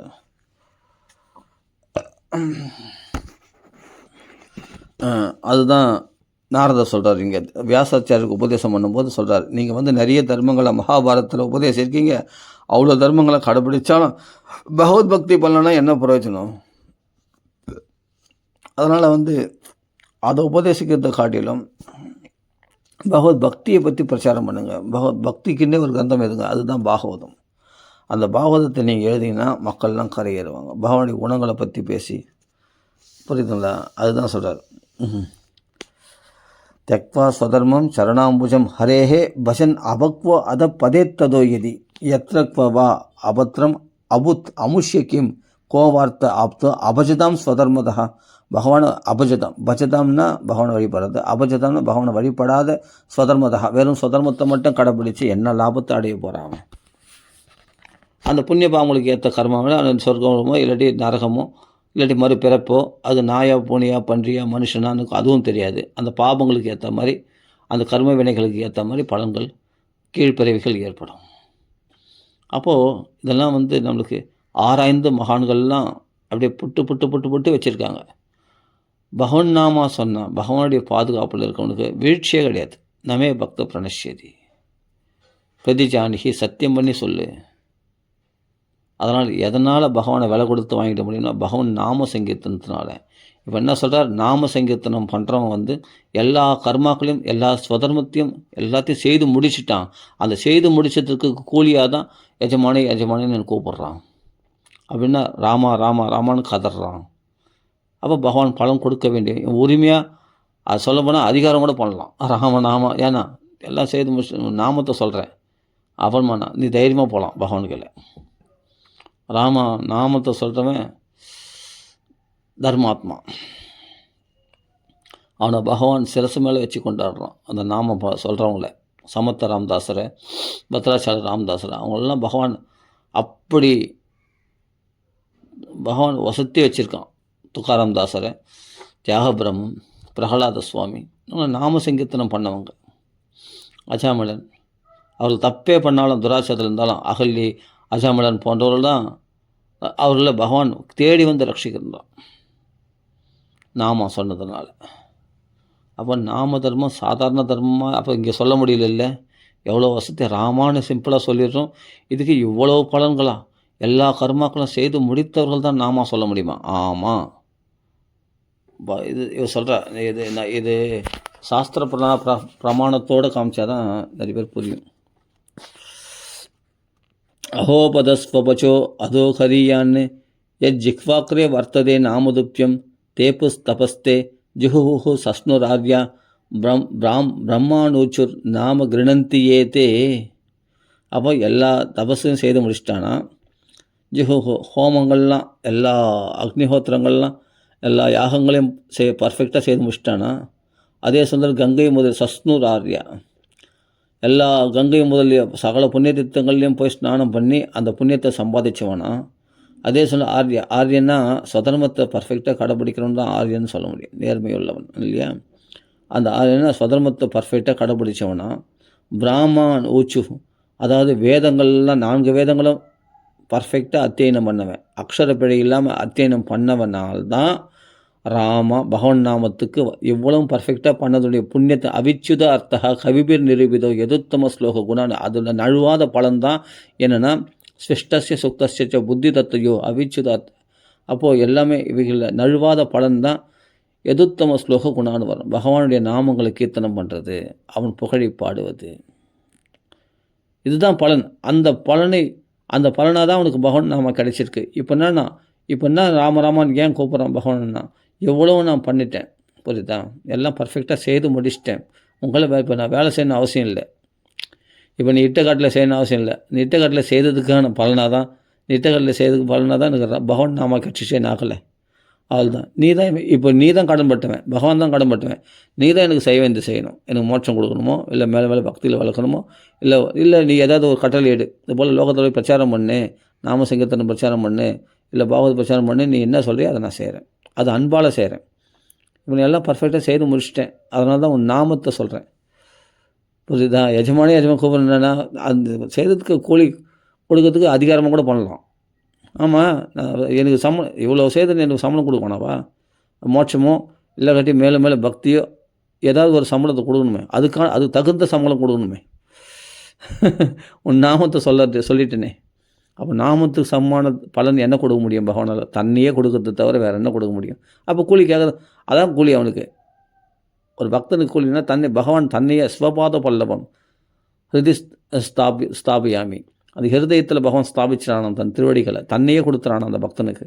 அதை தான் கொடுத்தாவணும், வேறு வழி கிடையாது. நாமத்துக்கு பலன் பகவான் நாமி தான், அதோட சிறந்த பலன் வேறு எதுவும் அவனால் கொடுக்க முடியாது. அதனால் கூலி கேட்குறான். ஆமாம், எனக்கு உன்னே நீ எனக்கு கொடு, அதான் எனக்கு பலன். அதுக்காக தான் நான் ராமா ராமா ராமா ராமா ராமன் அவன் நாமம் சொன்னால் அவன் தான் வருவான். அப்போது ராமன் நாமம் சொல்கிறோன்னா அவனே கொடுன்னு தான் கேட்குறான். அதான் கூலி அவனுக்கு. அந்த கூலியை கேட்குறான், உரிமையாக கேட்குறான், அதிகாரமாக கேட்குறான். கொடுத்து தான் அவனும் பகவான் ராமர் கொடுத்து தான் அவனும். அதனால தான் சர்வஸ்வம், என் நாமத்தை சொல்கிற நீ எனக்கு என் ஆசையாக எனக்கு இஷ்ட கட்டளையை நீ செய்திய ஆஞ்சநேயான்னு சொல்லிட்டு ஆலிங்கனத்தை கொடுக்குறார். சர்வஸ்வம்னா தன்னை எல்லாமே, என்னுடைய எல்லாமே உன்னுடையது அப்படின்னு ஆஞ்சநேயர் சுவாமிகளை ஆலிங்கனம் பண்ணிடுறார். சர்வஸ்வம்னா எல்லாமே உனக்கு அர்ப்பணம். அதுதான் நான் சொல்கிறேன், எல்லாமே எனக்காக அர்ப்பணம் பண்ணி என் நாமத்தை சொன்னேன்.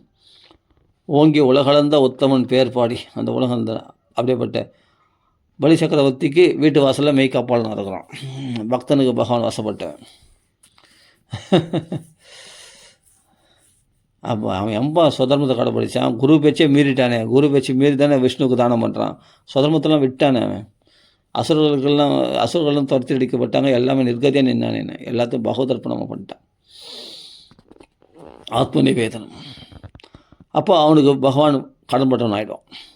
எப்போ ராமான்னு நானே கதியானியோ, சுதர்மத்தெல்லாம் விட்டு எல்லாத்தையும் எனக்காக தியாகம் பண்ணியோ, அப்போ நான் உன் வீட்டு வாசலில் எனக்காக இப்போ பலிசக்கத்தை எல்லாத்தையும் பகவானுக்காக தியாகம் பண்ணதால வீட்டு வாசலில் மெய்காப்பெல்லாம் நின்று தான் ஆகணும். பகவான் கடன்பட்டவன் ஆயிடுறான், இதை மறுக்கவே முடியாது.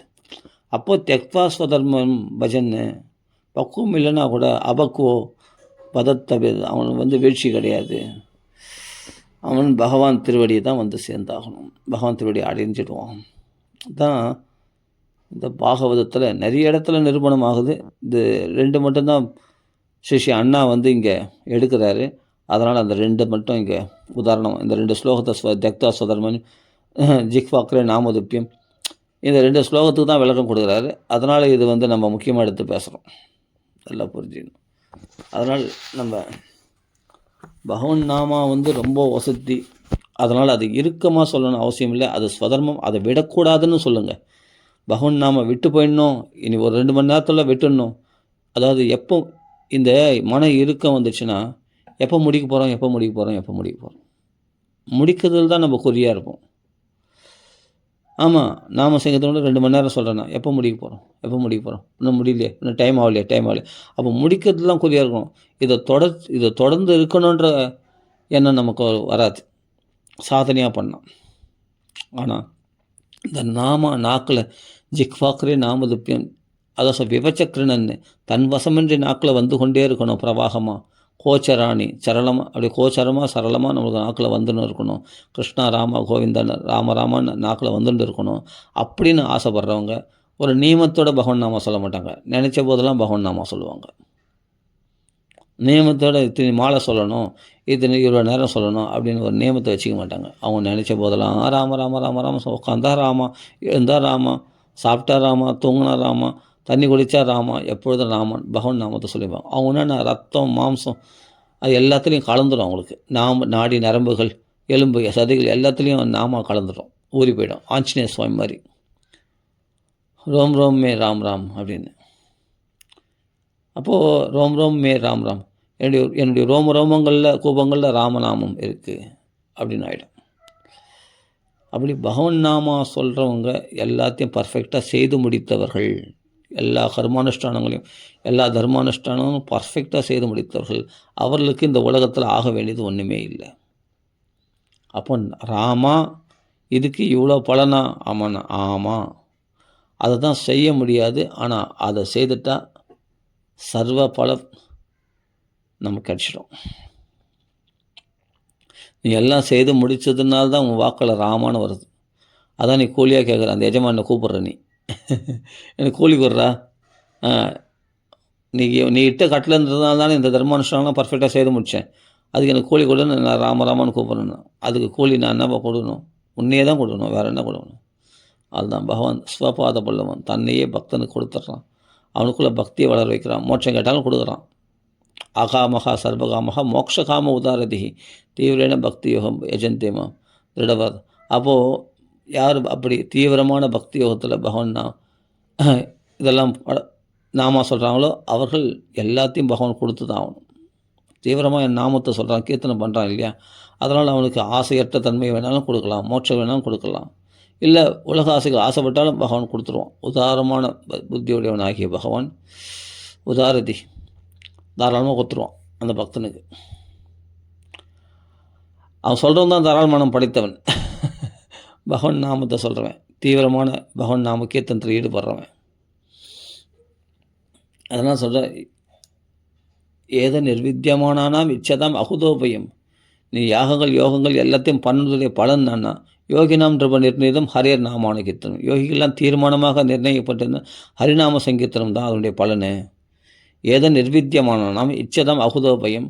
அப்படிப்பட்ட பயமற்ற நிலை அடையணும் ஆசைப்பட்டாலும், நீ உலகாசை அடையினாலும் ஏதோ நிர்வித்தியம் ஞானத்தை அடையணும் ஆசைப்பட்டாலும் அவருக்கு ஒரே சாதனைனா பகவான் நாம சங்கீர்த்தனம் தான் அப்படின்னு யோகிகளாக தீர்மானமாக சொல்லப்பட்டிருக்கு.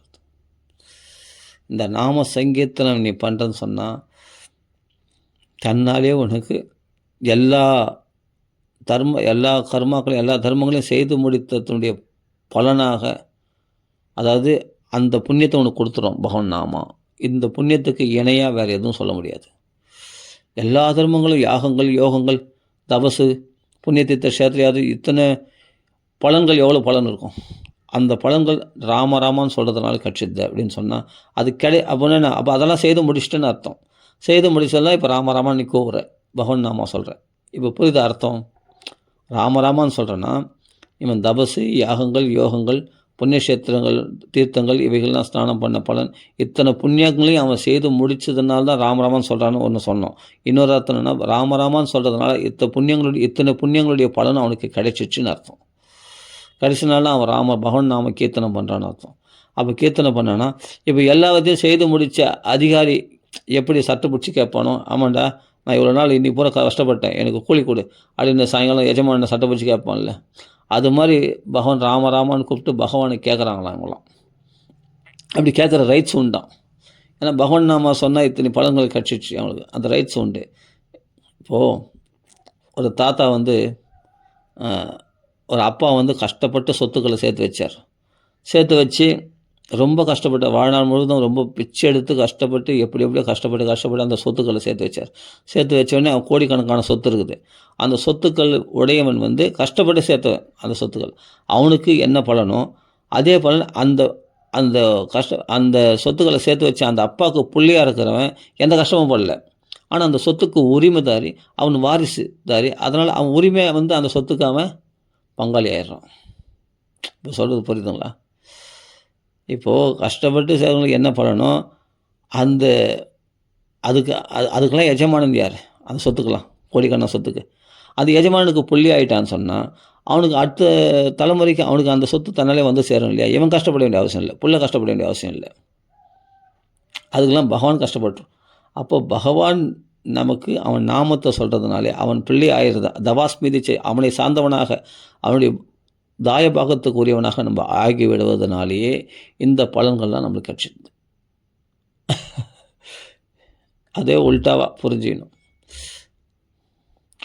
அப்போது கஷ்டப்பட்டு நம்ம அடைய வேண்டிய அவசியம் இல்லை. சுலபமாக பகவான் நாமத்தினால இத்தனை புண்ணிய பலனையும் பெற்று விடுகிறோம். நம்ம உரிமைதாரர் ஆகி விடுகிறோம், தாயபாகர்கள் ஆகி விடுகிறோம்.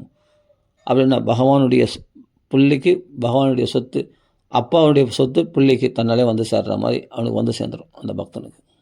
இப்போ நாம சொல்கிறதுனால யோசித்து பாருங்கள். இதெல்லாம் பாகவதம் சொல்லியிருக்கு, ராமாயணம் சொல்லியிருக்கு. ராமாயணத்தில் பகவான் சொல்ல தவாஸ்மீதி ஆச்சுதே. அப்போ அபயம் சர்வபூதப்பே, எனக்கு எப்படி பயம் இல்லாமல் நான் இருக்கிறேனோ அது மாதிரி என் புத்திரன் பயம் இல்லாமல் இருப்பான். என்னை சரணம் அடைஞ்சவன் தவாஸ்மீதி என்னை சார்ந்தவன் ஆகிட்டவனுக்கு அபயம் சர்வபூதேப்பியோ 14 உலகங்களில் பிரம்மதேவர் வரைக்கும் இருக்கிற எல்லா ஜீவராசிகளால் இருந்தும் அவனுக்கு ஒரு பயம் கூட இல்லாத நான் பார்த்துக்கிறேன் அப்படின்னு ராமருடைய வாக்கியம் இது. சகுர்தேவ பிரபன்னாய என்னை சரணாகதி அடைஞ்சவன், சகுர்தேவ ஒரு தடவை என்னை சரணம் அடைந்தவன், தவாஸ்மிதி செய்யாச்சதே உன்னை சார்ந்தவன் ஆயிடுன்னு அப்படின்னு என்னை யாசிக்கிறான்னா அப்படின்னா என்னை சார்ந்தவன்னா என் பிள்ளை ஆயிடுறான். அப்போ என்னுடைய சொத்துக்கு அவன் வாரிசுதாரர், அவன் லீகலார். அவள்தான் அவனுக்கு எல்லாமே என்னுடையது, எல்லா சொத்தும் அவனுக்கு தான். அடுத்தது அவன் மோட்சதாயம், வைகுண்ட பலதாயகம், வைகுண்டத்துக்கு அதிபதி ஆயிடுறான். சகுரதேவ பிரபன்னாய தவாஸ்மிதிச்சு யாச்சதே அபயம் சர்வபூதேப்பியோ ததாம் ஏதத் விரதம் மம. அதை வேற விரதமாக வேற வச்சிருக்கானா பகவான், திருட விரதமாக கடைப்பிடிக்கிறானா. அப்படி தன்னை சரணம் அடைந்தவர்களுக்கு தன்னுடைய இது எல்லாத்தையுமே கொடுக்கறதுக்கு தயாராக இருக்கானா பகவான். அப்படி விரதமாக இருக்கிறானா பகவான். இப்படி பகவான் சொல்கிறான்னா எவ்வளோ கேரண்டி கொடுக்குறானா நம்ம வாழ்க்கைக்கு. அப்போ அவன் நாமத்தை நம்ம சொல்லக்கூடாதா? எவ்வளோ பெரிய பலன் பாருங்கள், யோசித்து பாருங்கள். நாமெல்லாம் இதெல்லாம் தபஸ் பண்ணி மாளுமா, யாகங்கள் பண்ணி மாளுமா, புண்ணியக்ஷேத்திரம் புண்ணிய தீர்த்தங்கள்லாம் பர்ஃபெக்டாக ஒரு அபகீர்த்தி இல்லாமல் ஒரு அபராதம் இல்லாமல் நாம் இவைகள்லாம் அந்த தீர்த்த தேவதைகள்லாம் அவமானப்படுத்தாமல் அது ஒரு ஆச்சாரம். எப்படி தீர்த்த ஸ்நானம் பண்ணுறதுல காஞ்சி மகாபெரியவர் சொல்லியிருக்கார். எடுத்த உடனே காலை வச்சிடக்கூடாது தீர்த்தத்தில். அதில் 30 கோடி தேவர்கள் இருக்காங்க. அந்த தீர்த்தம், அந்த தீர்த்த ஸ்நானத்துக்கெல்லாம் ஒரு முறை இருக்குது. அப்படி தான் தீர்த்த ஸ்நானம் பண்ணணும். அப்போது அதெல்லாம் பர்ஃபெக்டாக செய்யணும். அதே மாதிரி யாகங்களில் மந்திரலோபம், தந்திரலோபம், கிரியாலோபம், அதே சமயத்தில் திரவிய லோபம் இதெல்லாம் ஏற்படாமல் யாகங்கள் பண்ணணும். அதுக்கெல்லாம் நிறைய வழிமுறைகள் இருக்குது. அந்த யாகங்கள் அப்படி பர்ஃபெக்டாக பண்ணணும். அதுக்கெல்லாம் அவ்வளோ கர்மானுஷ்டானங்களுக்கு அவ்வளோ ஆச்சாரங்கள் இருக்குது. அந்த யாகங்கள் பண்ணுறதுக்கு கர்மானுஷ்டானங்கள் கூட ஆச்சாரங்கள் இருக்குது. காலைல இது 4 மணிக்கு இந்த ஸ்நானம் பண்ணி இது பண்ணி தர்மானுஷ்டானம் பண்ணி அக்னிஹோத்திரம் பண்ணி அந்த பஞ்சயக்னின்னு சொல்லுவாங்களே, அதெல்லாம் பர்ஃபெக்டாக கடைப்பிடிக்கணும். எவ்வளவும் நீ பர்ஃபெக்டாக கடைப்பிடிச்சா என்ன பலனோ, அப்பா புண்ணிய தீர்த்தங்களில் புண்ணியக்ஷேத்திரங்களில் எப்படி வழிபடணும், அந்த முறையோடு வழிபடணும் பகவானை, முறையோடு தீர்த்த ஸ்நானம் பண்ணணும், முறையோடு யாகங்கள் பண்ணணும், விதி பிரகாரமாக சாஸ்திரங்கள் சொன்னபடி ஒட்டி. இதெல்லாம் முடியுமா? எங்கேயோ ஒரு இடத்துல நம்ம தவறிடுவோம், நிறைய குறைகள் தான் ஏற்படும். அதேபோல் தான தர்மங்கள், மனசு கோணாமல் தான தர்மங்கள் பண்ணணும். அதுவும் பகவதர்ப்பணமாக பண்ணணும். அந்த பண்ணதுடைய புண்ணிய பலன் தான தர்மம். அது அன்னதானமோ ஸ்வர்ணதானம், எல்லா தானங்களும், அன்னதானம், ஸ்வர்ணதானம், கன்னிகா தானங்கள், பல பேர் கல்யாணம் பண்ணி வைக்கிறது, இது போல் நிறைய தானங்கள் இருக்குது. அன்னதானம், ஸ்வர்ணதானம், கன்னியாதானம், இன்னும் பல தானங்கள், பூமி தானம், எத்தனையோ தானங்கள் இருக்குது. அது இந்த தானங்கள்லாம் பண்ணால் அதுவும் பர்ஃபெக்டாக முகம் கோணாமல் யார் மனசும் புண்படும் எல்லாருக்கும் திருப்தியாக பகவானும் சந்தோஷம் அடைகிற மாதிரி நீ தானங்கள் பண்ணால். அதே மாதிரி பஞ்சாக்னி மத்தியில் தபஸ் பண்ணி பர்ஃபெக்டாக தபஸ் பண்ணுவேன் என்ன பலனும், அதே மாதிரி தான தர்மங்கள் பர்ஃபெக்டாக பண்ண என்ன பலனும், முறையாக விதி பிரகாரம் சாஸ்திரங்கள் சொன்னபடி விதி ஒட்டி கரெக்டாக தான தர்மங்கள் பண்ண என்ன பலனும். அதே மாதிரி ஸ்வதர்மங்களை குடும்பத்தை பற்று இல்லாமல் குடும்பத்தை நடத்தி அந்த ஸ்வதர்மத்தை பர்ஃபெக்டாக கடைப்பிடிச்சா பகவான் சந்தோஷம் அடைகிற மாதிரி என்ன பலனும். அத்தனை பலன்களும் ராமான்னு சொல்கிறதுனால கட்சிது தான். சொன்ன நம்ப முடியுதா? சாஸ்திரம் சொல்லியிருக்கே, தேபஸ் தபஸ் ஜிஹு சஸ்னுர் ஆர்யா. இத்தனையும் ஜிஹ்வாக்கரே நாமதுப்பியம், பகவான் நாக்கு நுனியில் ராமான்னு சொல்கிறதுனால கிடைச்சிது. பா பா பா பா இப்படியாப்பட்ட நாம மகிமை ஒட்டி கிடக்குது. அப்போது நீ பாகவத பாராயணம், ராமாயண பாராயணம் பண்ணுறது ரொம்ப ரொம்ப வசதி, ஆர்வமாக பண்ணு. ஆனால் அலைச்சலாக ரொம்ப அவசர அவசரமாக பண்ணாத. பகவன் நாம எப்படி வேணாலும் சொல்லலாம், அதே பலன். நீ பாகவத பாராயணம் பண்ண, ராமாயண பாராயணம் பண்ண என்ன பலன், அதே பலன் நாம கொடுத்துரும், நாம சங்கீதம் கொடுத்துரும். எது பண்ணாலும் பக்தியோடு பண்ணணும். அது முடியலையா, சிரமப்படாத. வாக்கு என்ன ஸ்பஷ்டமாக வரல, சிரமப்படாத, ராமராமான்னு சொல்லி ஈஸியாக இருக்குது. இந்த நாம கீர்த்தனத்துலேயும் பெரிய பெரிய நாமா சொல்ல முடியல, அதுவும் கஷ்டமாக இருக்குது. இப்போ இது போல் ப்ரொனன்சியேஷன் பரவாயில்ல, அப்போ ராமராமான்னு சொல்லு, ரொம்ப சுலபமானது. இதை பிடிச்சிக்கோ, அவ்வளோதான். ராம ராம ராம ராம ராம ராம ராம ராம. நீ பர்ஃபெக்ட். இந்த உலகத்தில் நீ எல்லாம் செய்து முடித்தவன், நீ எல்லா தர்மங்களையும் பர்ஃபெக்டாக செய்து முடித்தவன். நீ இப்போ பர்ஃபெக்டான நிலையில் இருக்கிற அந்த திருப்தியோடு பகவான் நாமத்தை சொல்ல, ராம ராம ராம ராம ராம ராம. இனிமேல் இந்த உலகத்தால் உனக்கு ஆக வேண்டியதில்லை, இந்த உலகத்தில் செய்ய வேண்டிய கர்மா உனக்கு எதுவுமே கிடையாது. தேவகடன், பித்ருக்கடன், ரிஷிகடன், சகல பூத கடன், இவைகளிலிருந்து கூட விளைகிறானாம். இது 11 ஸ்கந்தர் சொல்லியிருக்கு. அவன் அந்த பாகவதன் கண்ணை முடின்னு அவன் பாட்டு பகவான் நாம சொல்லிட்டு போகலாம், பாகவத தர்மத்தை கடைப்பிடிக்கலாம். அவன் தடிக்க விழ மாட்டான், அவன் நரகத்துக்கு போக மாட்டான். பதித ஹாஸ்கலித ஸ்தப்த ஆகதா ஹரி இத்தியவசேனாக புமான் அர்ஹதி யாதனாம். அந்த ஹரிஹரின்னு பகவான் நாமத்தை சொல்கிறவன் என்ன யாதனா தேகம், அதாவது நரகத்தில் போய் அந்த யாதனா தேகம் கொடுத்து அவனுக்கு தண்டனை கொடுப்பாங்களே, அந்த யாதனா நிலையில் அந்த நரக நிலையை அவன் அடைய மாட்டான். ஹரிநித்திய அவசேனாகம், தன் வசமின்றி ஹரின்னு சொல்லிட்டா கூட அதுவும் தெரிஞ்சு பகவான் நாம சொல்கிறேன், மனம் ஒருமுகப்பட்டு பகவான் நாம சொல்கிறேன், அவசியம் தன் வசமின்றி பகவான் நாம ஹரிஹரின்னு சொல்லிட்டான்னா அவன் என்ன யாதனாம், அவனுக்கு வந்து நரக யாதனை கிடையாது, அந்த யாதனை துன்பங்கள் கிடையாது.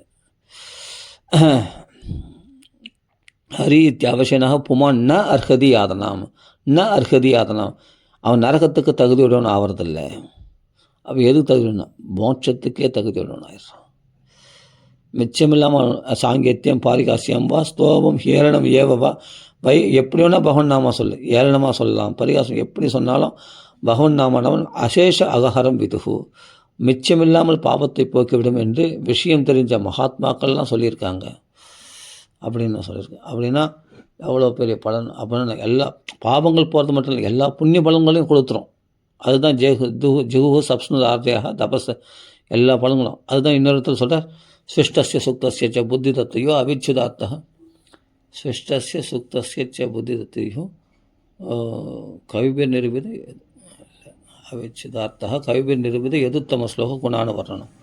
அவன் நாம சங்கீர்த்தனம் பண்ணுறது, அவன் குணங்களை வர்ணிக்கிறது, இந்த புண்ணியம் அப்படியேப்பட்ட புண்ணியம் பண்ணவர்களால் தான் இதெல்லாம் செய்ய முடியும். பகவான் நாம கீர்த்தனம் பண்ண முடியும், பகவான் கதைகளை பேச முடியும்.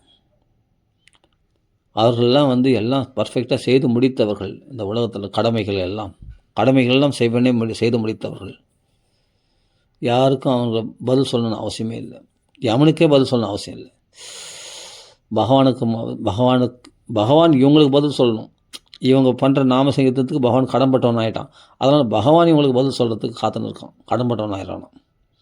ஒரு தடவை கோவிந்தான்னு கதறினா இல்லையா சபையில், அதுக்கு கடன்பட்டவன் ஆகிட்டான் பகவான். ருணமேத திருதம், நான் கடன்பட்டவன் ஆகிட்டேன். அதனால் அது ஒரு குறையாகவே கிருஷ்ணாவதாரம் பண்ணி வைகுண்டத்துக்கு போகும்போது ஒரு குறையோடவே போனான். திரௌபதி வந்து அன்றைக்கி கூப்பிட்றதுக்கு முன்னாடி வந்து நான் காப்பாற்றிருந்தானே, கூப்பிட்ட பிறகு தானே நான் அந்த கோவிந்தான்னு கதறின பிறகு அவர் அமமான சேலைகள் வந்து நேரடியாக வந்து என்னை காப்பாற்ற முடியாமல் போயிடுச்சு. ஏன்னா துவாரகாதீசான் தான் கூப்பிட்டாலாம், அதனால் துவாரகையிலேருந்தே என்னை காப்பாற்று அப்படின்னு கூப்பிட்டா. அதனால் சேலைகளை மட்டும் பகவான் அனுப்பிச்சானான். அப்போ என்னை நேரடியாக கூப்பிட்டுருந்தா, ஹிருதய கமலவாசான்னு கூப்பிட்டுருந்தா, ஹிருதயத்துலேருந்தே எழுந்து வந்திருப்பேனே. உடனே அவளை நேரடியாக காப்பாற்ற முடியாமல் போயிடுச்சேன்னு அந்த ஒரு கோர பகவான் இருக்கான்.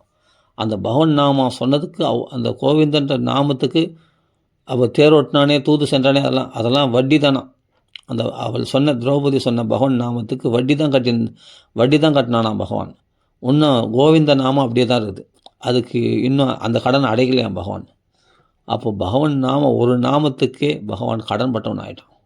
அந்த மனம் உருவப்பட்டு பகவான் நாமத்தை அப்படி கேட்டான். சம்யக்கேத்தனாத், சம்யக்கு அது நல்ல பதம் இருக்கணும். மனம் அடக்கப்பட்ட மனதோட பகவான் கேசவன், அதாவது எத்பலம் நாஸ்தி தபசான யோகேன சமாதினா தத்பலம் லபதே சம்யக் கழுவு கேசவ கீர்த்தனாத்.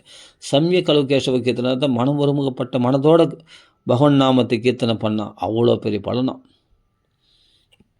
எந்த அஃபென்ஸும் சம்யக்ன்றது என்னென்னா, இன்னொருத்தர் 10 அபராதங்கள், நாம அபராதம் இல்லாமல் பர்ஃபெக்டாக பகவான் நாம சொன்னவனுக்கு பகவான் கடன்பட்டுருவானா, அந்த நாமத்துக்கு பகவான் கடன்பட்டவனா. அப்படி பர்ஃபெக்டாக அவள் வீட்டுக்கு விளக்காக இருந்தால் அதெல்லாம் தோஷம் இல்லை. ஆனால் அவள் தெளிவாக பகவான் நாமத்தை சொன்னான், அந்த கோவிந்தான் பகவான் நாமத்தை சொன்னதுனால அதுக்கு பகவான் கடன்பட்டவன் ஆகிட்டான். அந்த கடன் அடையலையாம்.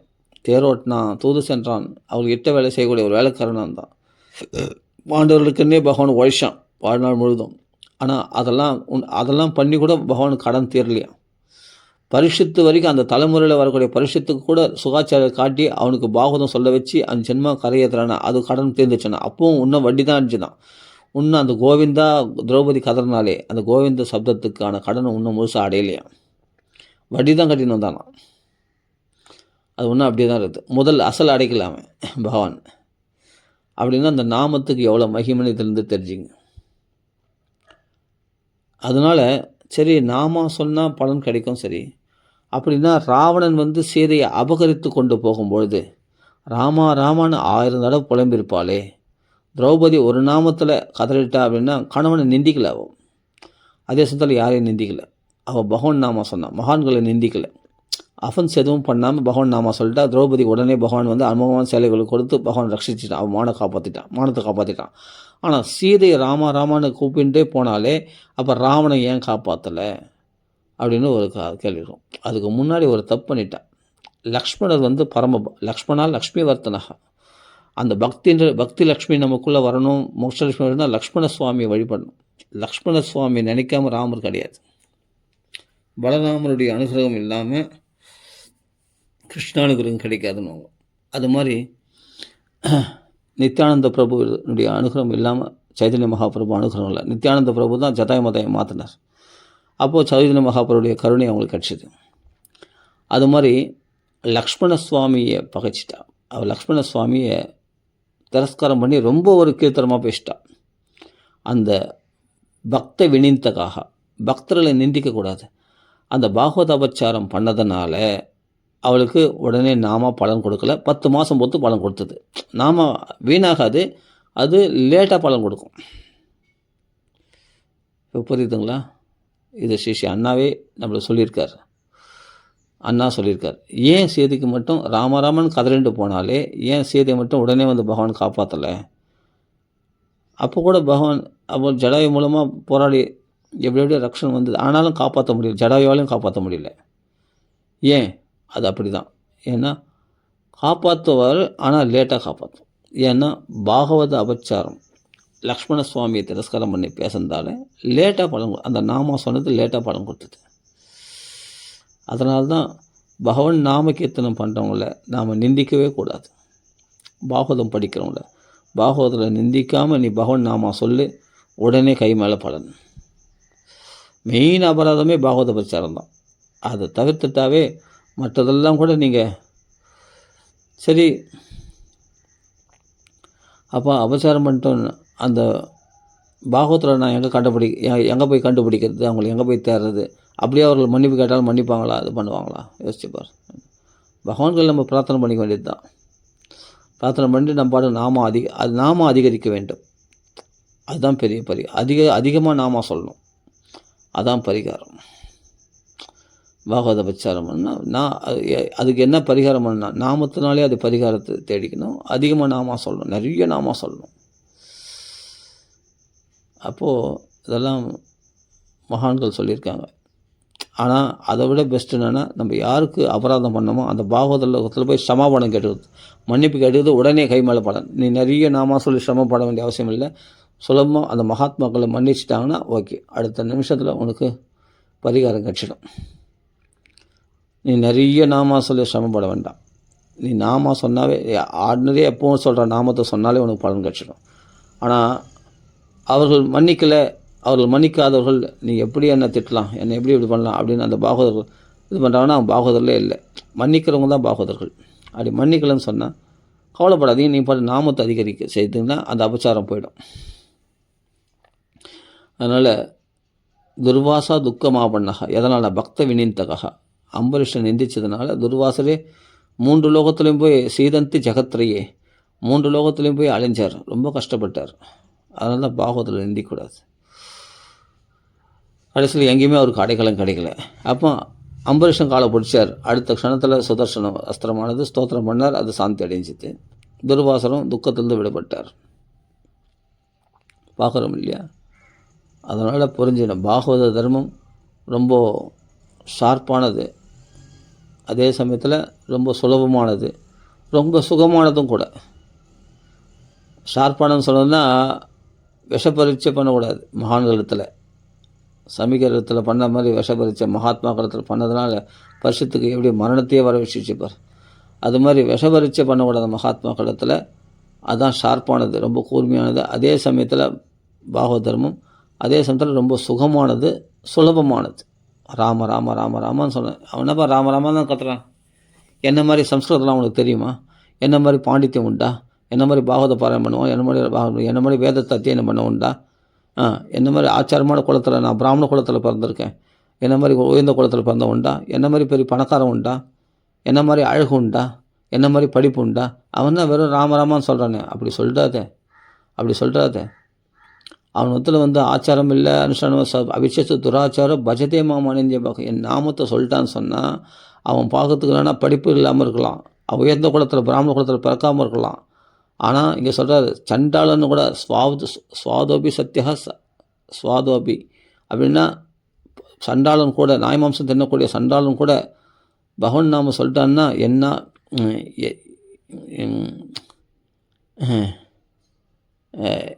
எத் ஸ்ரவணாத் ஸ்மரண அது என்ன தெரியுமா வரும், இதை பார்த்துடலாம். பகவன் நாமா பகவானுக்கு ஒரு நமஸ்காரம் பண்ண தெரிஞ்சால் கூட போதும். பகவான் நாமா சொல்லிட்டான்,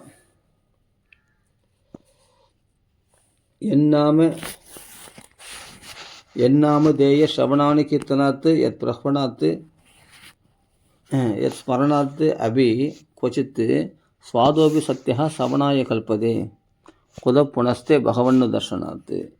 யார் தேவஹூதி அம்மா சொல்கிறா, என்னாமதேய ஸ்ரவணானு கீர்த்தனாத்து எத் பிரஹ்வணாத்து எத் ஸ்மரணாத்து கொச்சித்து சுவாதோபி சத்தியா சவணாய கல்பதே. அவன் சோமயாகம் பண்ணக்கூடிய தகுதியுடைய பிராமணன் நிலைக்கு உயர்ந்துறானான். அந்த பிராமணோட வசதி பகவன் நாம சொல்கிறவங்க அந்த நிலைக்கு உயர்ந்துடும். ஆனால் அவன் ஜாதியில் தாழ்ந்தவனா, அவனுக்கு என்னென்ன சம்ஸ்கிருதம் படிக்க தெரியல, வேதத்தையும் பண்ணல, பாகவத பாராயணம் பண்ணல, எதுவும் பண்ணல, ராமராமன் சொல்கிறான், அவன் தான் எல்லாரோட வசதி.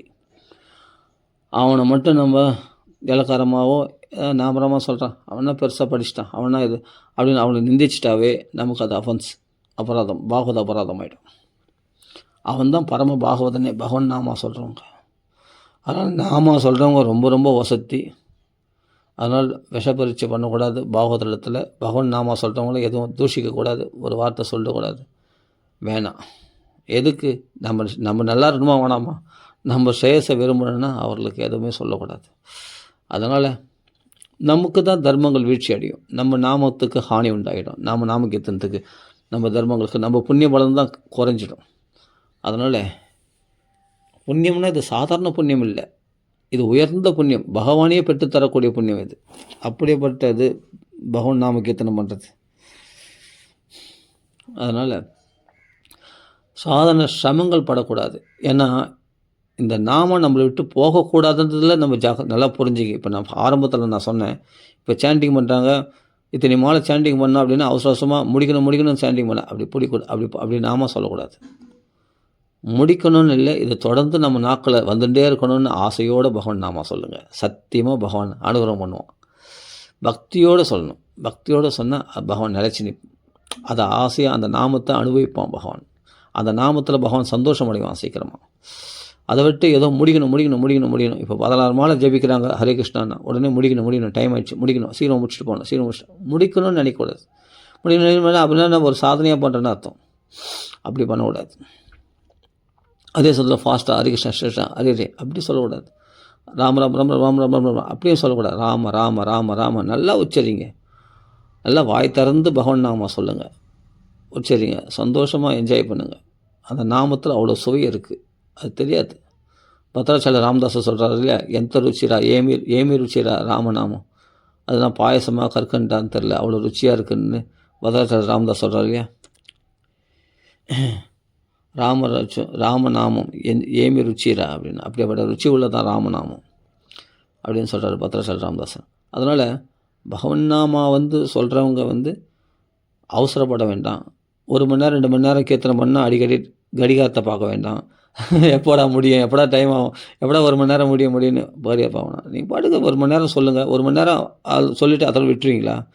நீங்கள் பாட்டுக்கு சமையல் செய்யும்போது கூட வாக்கில் ராம ராம ராம ராம ராம ராமன்னு சொல்லிகிட்டே இருங்க. பகவான் கடன்பட்டவன் ஆகிடுவான் உங்களுக்கு. நாம சொல்கிறதுனால்தான் சஸ்வத் சாந்திம் நிகச்சதி. பகவான் நாமா சொன்னால் சீக்கிரம் மனசில் சாந்தி ஏற்படுமா, அது தெரியுமா?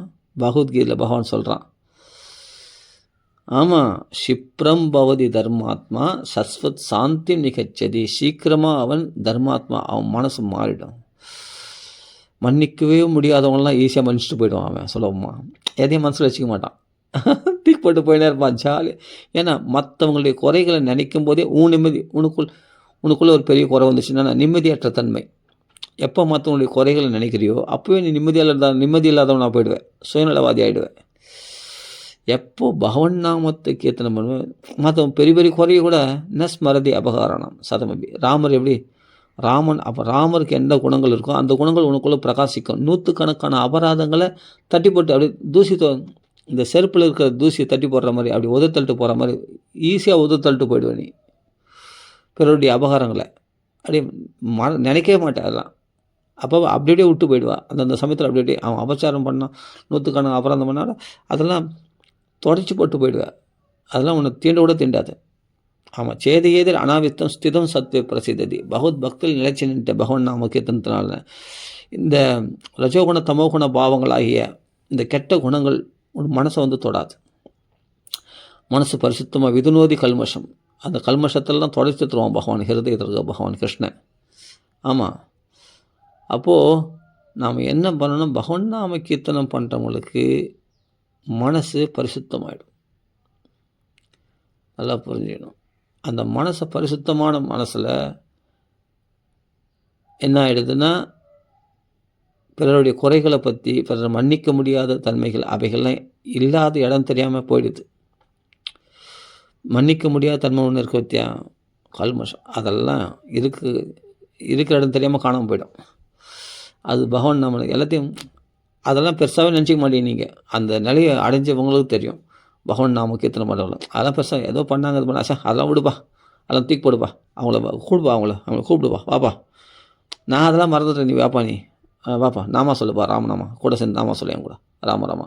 அவள் தான் அது பழைய விஷயத்தில் நீ அன்றைக்கி அப்படி பண்ணியே, அன்றைக்கி என்ன அப்படி சொன்னியே, நீ இப்படி சொன்னியே, அதெல்லாம் குத்தி காட்ட மாட்டாங்க மகாத்மாக்கள்லாம், பகவான் நாம சொல்கிறவங்களாம். அதெல்லாம் கண்டுக்காமல் இப்போ அப்படி சொன்னியா எனக்கே மறந்து போச்சு, என்ன ஸ்மரதி, எனக்கு ஞாபகமே இல்லைப்பா அப்படின்ட்டு போயினே இருப்பாங்க பாட்டுக்கு. அப்படியே விட்டுட்டு அந்த மனசு பரிசுத்தமானதுக்கு அடையாளம் அதுதான். பகவான் நாம சொன்ன மனசு சேதோ தர்ப்பணம், தொடப்பம் போட்டு பெருகின மாதிரி வீட்டை தொடப்பம் போட்டு பெருகின சுத்தமாக பெருகின எவ்வளோ சுத்தமாக இருக்குது பார்க்குறது, க்ளீனாக இருக்கும்போது வீடை பார்க்கறதுக்கு ஆசையாக இருக்குது. குப்பையும் கோலமாக இருந்தால் பார்க்கறதுக்கு எப்படி இருக்குது, நமக்கே சகிக்கலை. அப்போ நம்ம மனசில் இவ்வளோ குப்பைகள் ஏறி இருக்குது, அப்போ நம்ம மட்டும் எப்படி நிம்மதியாக இருக்க முடியும்?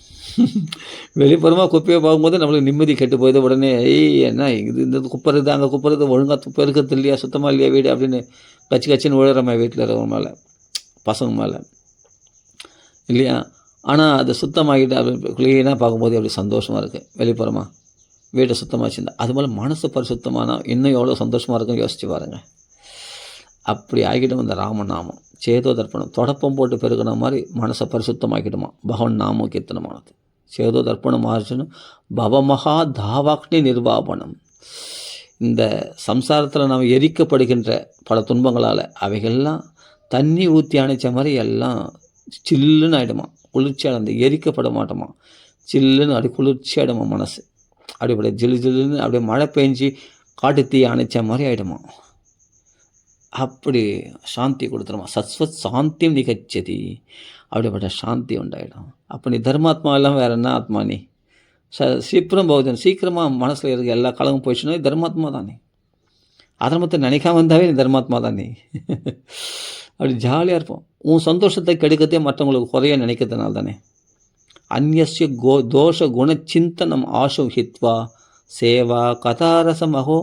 பகவானுடைய கதைகளையே பகவான் நாம கீர்த்தனங்களை பகவத் கதைகளை பற்றி பேசும்போது அவ்வளோ ரசமாக இருக்கக்கூடிய அந்த பகவான் நாம கீர்த்தனத்தை விட்டுட்டு அவனை இவனையும் பற்றி நினைக்கத்தான வேலை, அவன் தோஷத்தை பற்றி குறை சொல்கிறதான குத்தி காட்டுறதான வேலை, அது நம்ம வேலையே கிடையாது. யாரை பற்றி யாருடைய குறைகள் தோஷங்களை மறந்துட்டு ஆனந்தமாக சந்தோஷமாக இருக்க வேண்டியது மட்டும்தான்.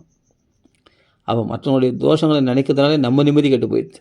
அந்த நிம்மதியை குலைச்சிக்காமல் அவருடைய தோஷத்தை நினைக்காமல் சந்தோஷமாக பகவான் நாம கீர்த்தனை பண்ணி பாருங்கள்.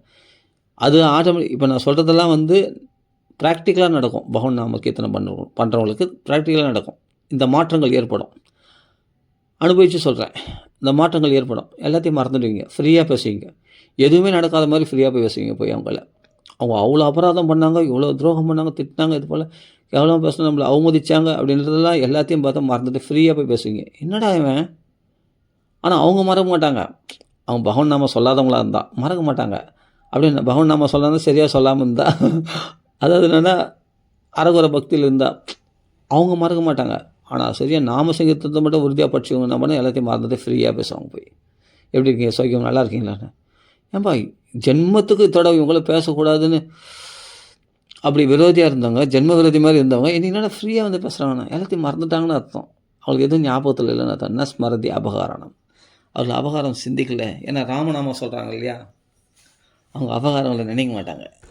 ஜாலியாக பேசி பழகுவாங்க. எப்படி இருக்கேன்? சௌக்கியமாக நல்லா இருக்கேன், சந்தோஷம், வாப்பா, வாப்பா, சாப்பிட்றியா, சாப்பிடுவா, வாப்பா, பிரசாதம் சாப்பிடுவா, பகவான் நாம சொல்கிறியா கூட சேர்ந்து அப்படின்னு அன்பாக அவளோட தோல் மேல் கை போட்டுப்பாங்க. அப்படி அரவணைச்சிப்பாங்க. அதான் பாகவத சுபாவம்.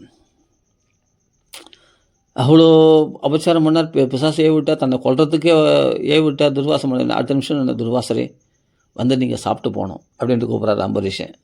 அஹோ அனந்ததாசானம். அனந்ததாசருடைய அந்த உதாரமான மனசு, அந்த தாராள மனசை இப்போ அந்த நேரில் பார்த்துட்டேனே. அபச்சாரம் பண்ண இடத்துல கூட எனக்கு உபச்சாரம் பண்ணுறியாப்பா நீ அம்பரீஷா அப்படின்னு சொல்லிட்டு அம்பரீஷனை பார்த்து ஆச்சரியப்படுறார். பிரகலாதன் காலில் விழும்போது ஹிரண்யகசிபு ஆச்சரியப்படுவானா, இவ்வளோ அவனை கொல்றதுக்கு நான் முயற்சி பண்ணுறேன், ஆனால் என் காலில் விழுந்து வணங்கி அப்பான்னு நமஸ்காரம் பண்ணுறானே, என்ன ஒரு வினயம் பாறேன். அவன் மனசில் எந்த கல்மஷமும் கிடையாது. அப்போ கூட அப்பாவுக்கு நல்லது தான் சொல்கிறான். அப்பா நீ ஏன்பா நீ எல்லாரும் ஜெயிஷ்டம் சொல்கிறியாப்பா, உனக்குள்ளே இருக்கிற 6 சத்துருக்களை ஜெயிக்கலையாப்பா நீ, காம குரோதம் லோபம் மோகம் மதம் ஆச்சரியம், அது ஜெயிச்சுட்டா மற்ற என்னை பார்த்து அப்படி சொன்னியாடான்னு சொல்லிட்டு உடனே மறுத்து காமோகம், நீ சாகணும்னு விரும்புகிற, அதனால தான் மறுத்து காமோகம், நீ சாகணும்னு விரும்புகிற, அதனால தான் உன்னுடைய புத்தியானது இப்படி அசத்தனமாக பேசுகிற அப்படின்னு சொல்லிட்டு வாழ வாங்கினான். பகவான் நரசிம்மாகாரமாக வந்து கிஷி போட்டான் ஹிரண்யகசிபுவை. தன்னை காப்பாற்றினுன்ற எண்ணம் கூட அந்த மகாத்மாக்களுக்கு இருக்கே இருக்காது. அதனால் பகவான் பார்த்துக்க போகிறான். என்னை கொல்ல நினச்சி பரவாயில்லப்பா, ஆனால் நீ எனக்கு முக்கியம்ப்பா, நீ திருந்தினா போதும் அப்படின்னு தான் பிரகலாதன் நினச்சான் ஹிரண்யகசிபு. பிறருக்கு நல்லனை மட்டுமே நினைக்கக்கூடியவர்கள் மகாத்மாக்கள். சுஹൃதா சர்வதேகினாம்.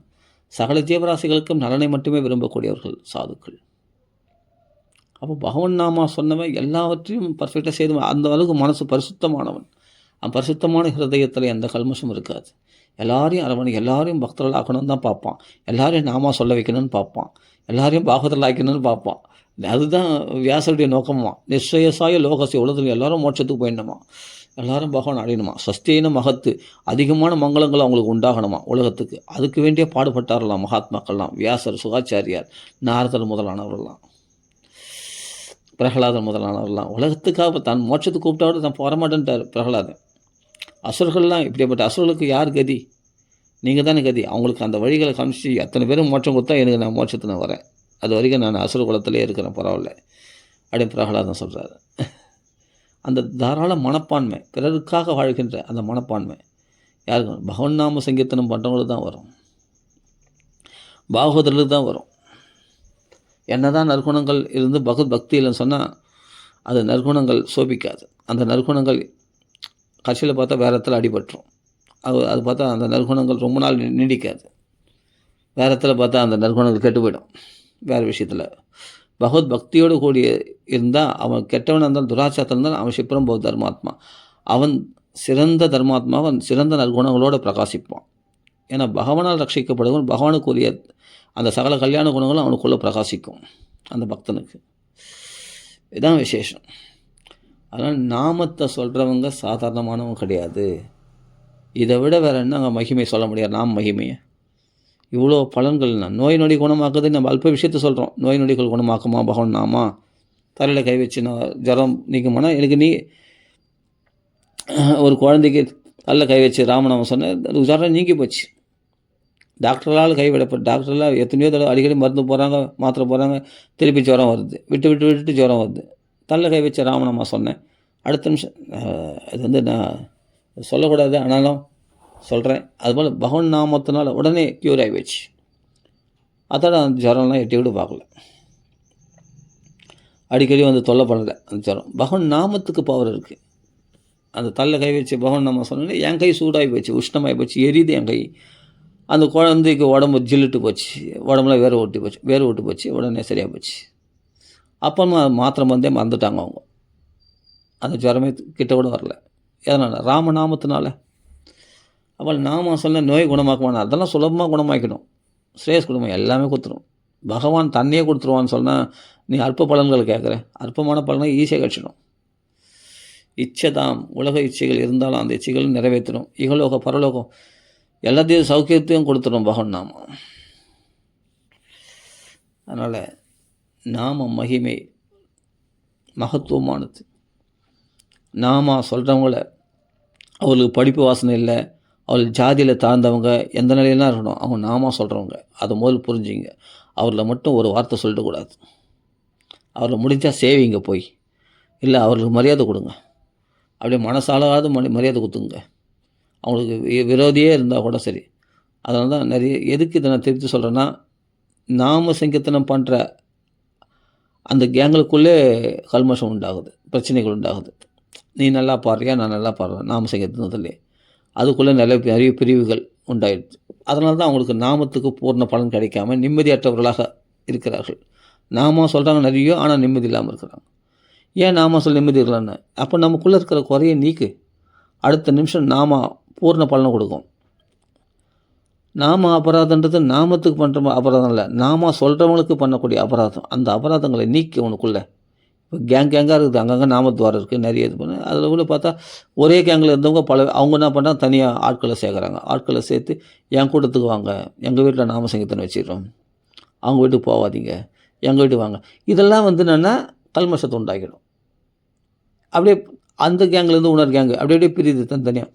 நான் சொல்கிறது என்னென்னா, ஏன் விரோதியாக பாவிக்கிறீங்க? ஒரே ஒன்றா தானே இருந்தீங்க, ஒரே கேங்கில் நாம சங்கீர்த்தனத்தில். எதுக்கு இப்போ இது போல் பாகுபாடு? அவங்க வீட்டுக்கு போனால் எங்கள் வீட்டுக்கு வராதிங்க, இப்படிலாம் எதுக்கு சொல்லணும்? நான் சில இடத்துல நான் யாரெல்லாம் பேர் சொல்ல விரும்பல. இது மாதிரி அதுதான் கல்மஷம். எல்லாரும் ஒன்றா இருக்கணும், எல்லாரும் ஒரே குரு ஆசிரிச்சவங்க, எல்லாமே ஒரே நாமத்தை சொல்கிறவங்க.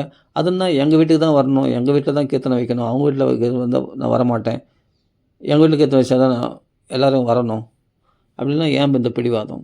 நான் அங்கே தான் போவேன், இங்கே போக மாட்டேன், இந்த கீர்த்தனைக்கு வரமாட்டேன். அப்போது நாம சொல்கிறவங்களுக்குள்ளே எல்லாமே நாம சொல்கிறோம். அப்போ யார் இடத்துல அந்த துவேஷத்தை பாராட்டக்கூடாது இல்லையா? ஏன்னா அவங்களும் நாம சொல்கிறாங்க, நாமளும் நாம சொல்கிறாங்க. அதுன்னா அவங்க கூட்டத்தில் நான் போக மாட்டேன், என் கூட்டத்துக்கு தான் எல்லோரும் வரணும். அவங்க வீட்டில் இருக்கிறவங்களையும் எங்கேயாவது வழியில் பார்த்தா எங்கள் வீட்டுக்கு வாங்க, எங்கள் வீட்டில் நாம சங்கீர்த்தனம் நடக்குது, எங்கள் வீட்டுக்கு வந்துடுங்க அப்படின்னு கூப்பிட்றாங்க. நிறைய யார் பண்ணுறதுனா லேடிஸ் தான் நிறைய பேர் பண்ணுறாங்க. லேடிஸ் தான் நாம சங்கீர்த்தனத்தில் இது மாதிரி பண்ணுறாங்க. இதான் களி கல்மஷ சித்தானம் பாபத்ரே. இந்த களி கல்மஷ சித்த முடியாது. அப்போ நாம சொல்லி என்ன பிரயோஜனம்? அந்த நாமம் ஏன் பலன் கொடுக்கலன்னா, இந்த பாகவத அபச்சாரம் தான். அவங்க வீட்டில் இருக்கிறவங்க வரவங்கள வந்து எங்கள் வீட்டுக்கு வாங்க, எங்கள் வீட்டில் நாம சங்கீர்த்தனம் இருக்குது அப்படின்னு கூப்பிட்றதால தான். ஏன் கூப்பிட்றீங்க? அவங்க வீட்டுக்கு போகிறோம் போங்க, நீங்களும் கூட சேர்ந்து அந்த வீட்டுக்கு போங்க.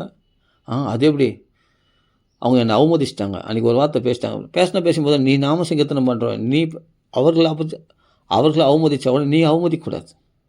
அது அவமதிப்பாக இருக்காது, வேறு ஏதோ விஷயத்துக்கு ஏதோ ஒரு டென்ஷனில் பேசியிருப்பாங்க, அது பெருசாக எடுத்துக்குன்னு நான் அவங்க வீட்டுக்கு போக மாட்டேன். ஏதோ ஒரு ஈகோ, அந்த ஈகோ ப்ராப்ளத்தில் இது மாதிரி நிறைய நடக்கிறது. நான் என்ன சொல்கிறது பொய் கிடையாது, சத்தியம்.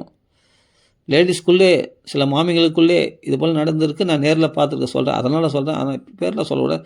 எதுக்கு நான் இது கூட ஏன் சொல்கிறேன்?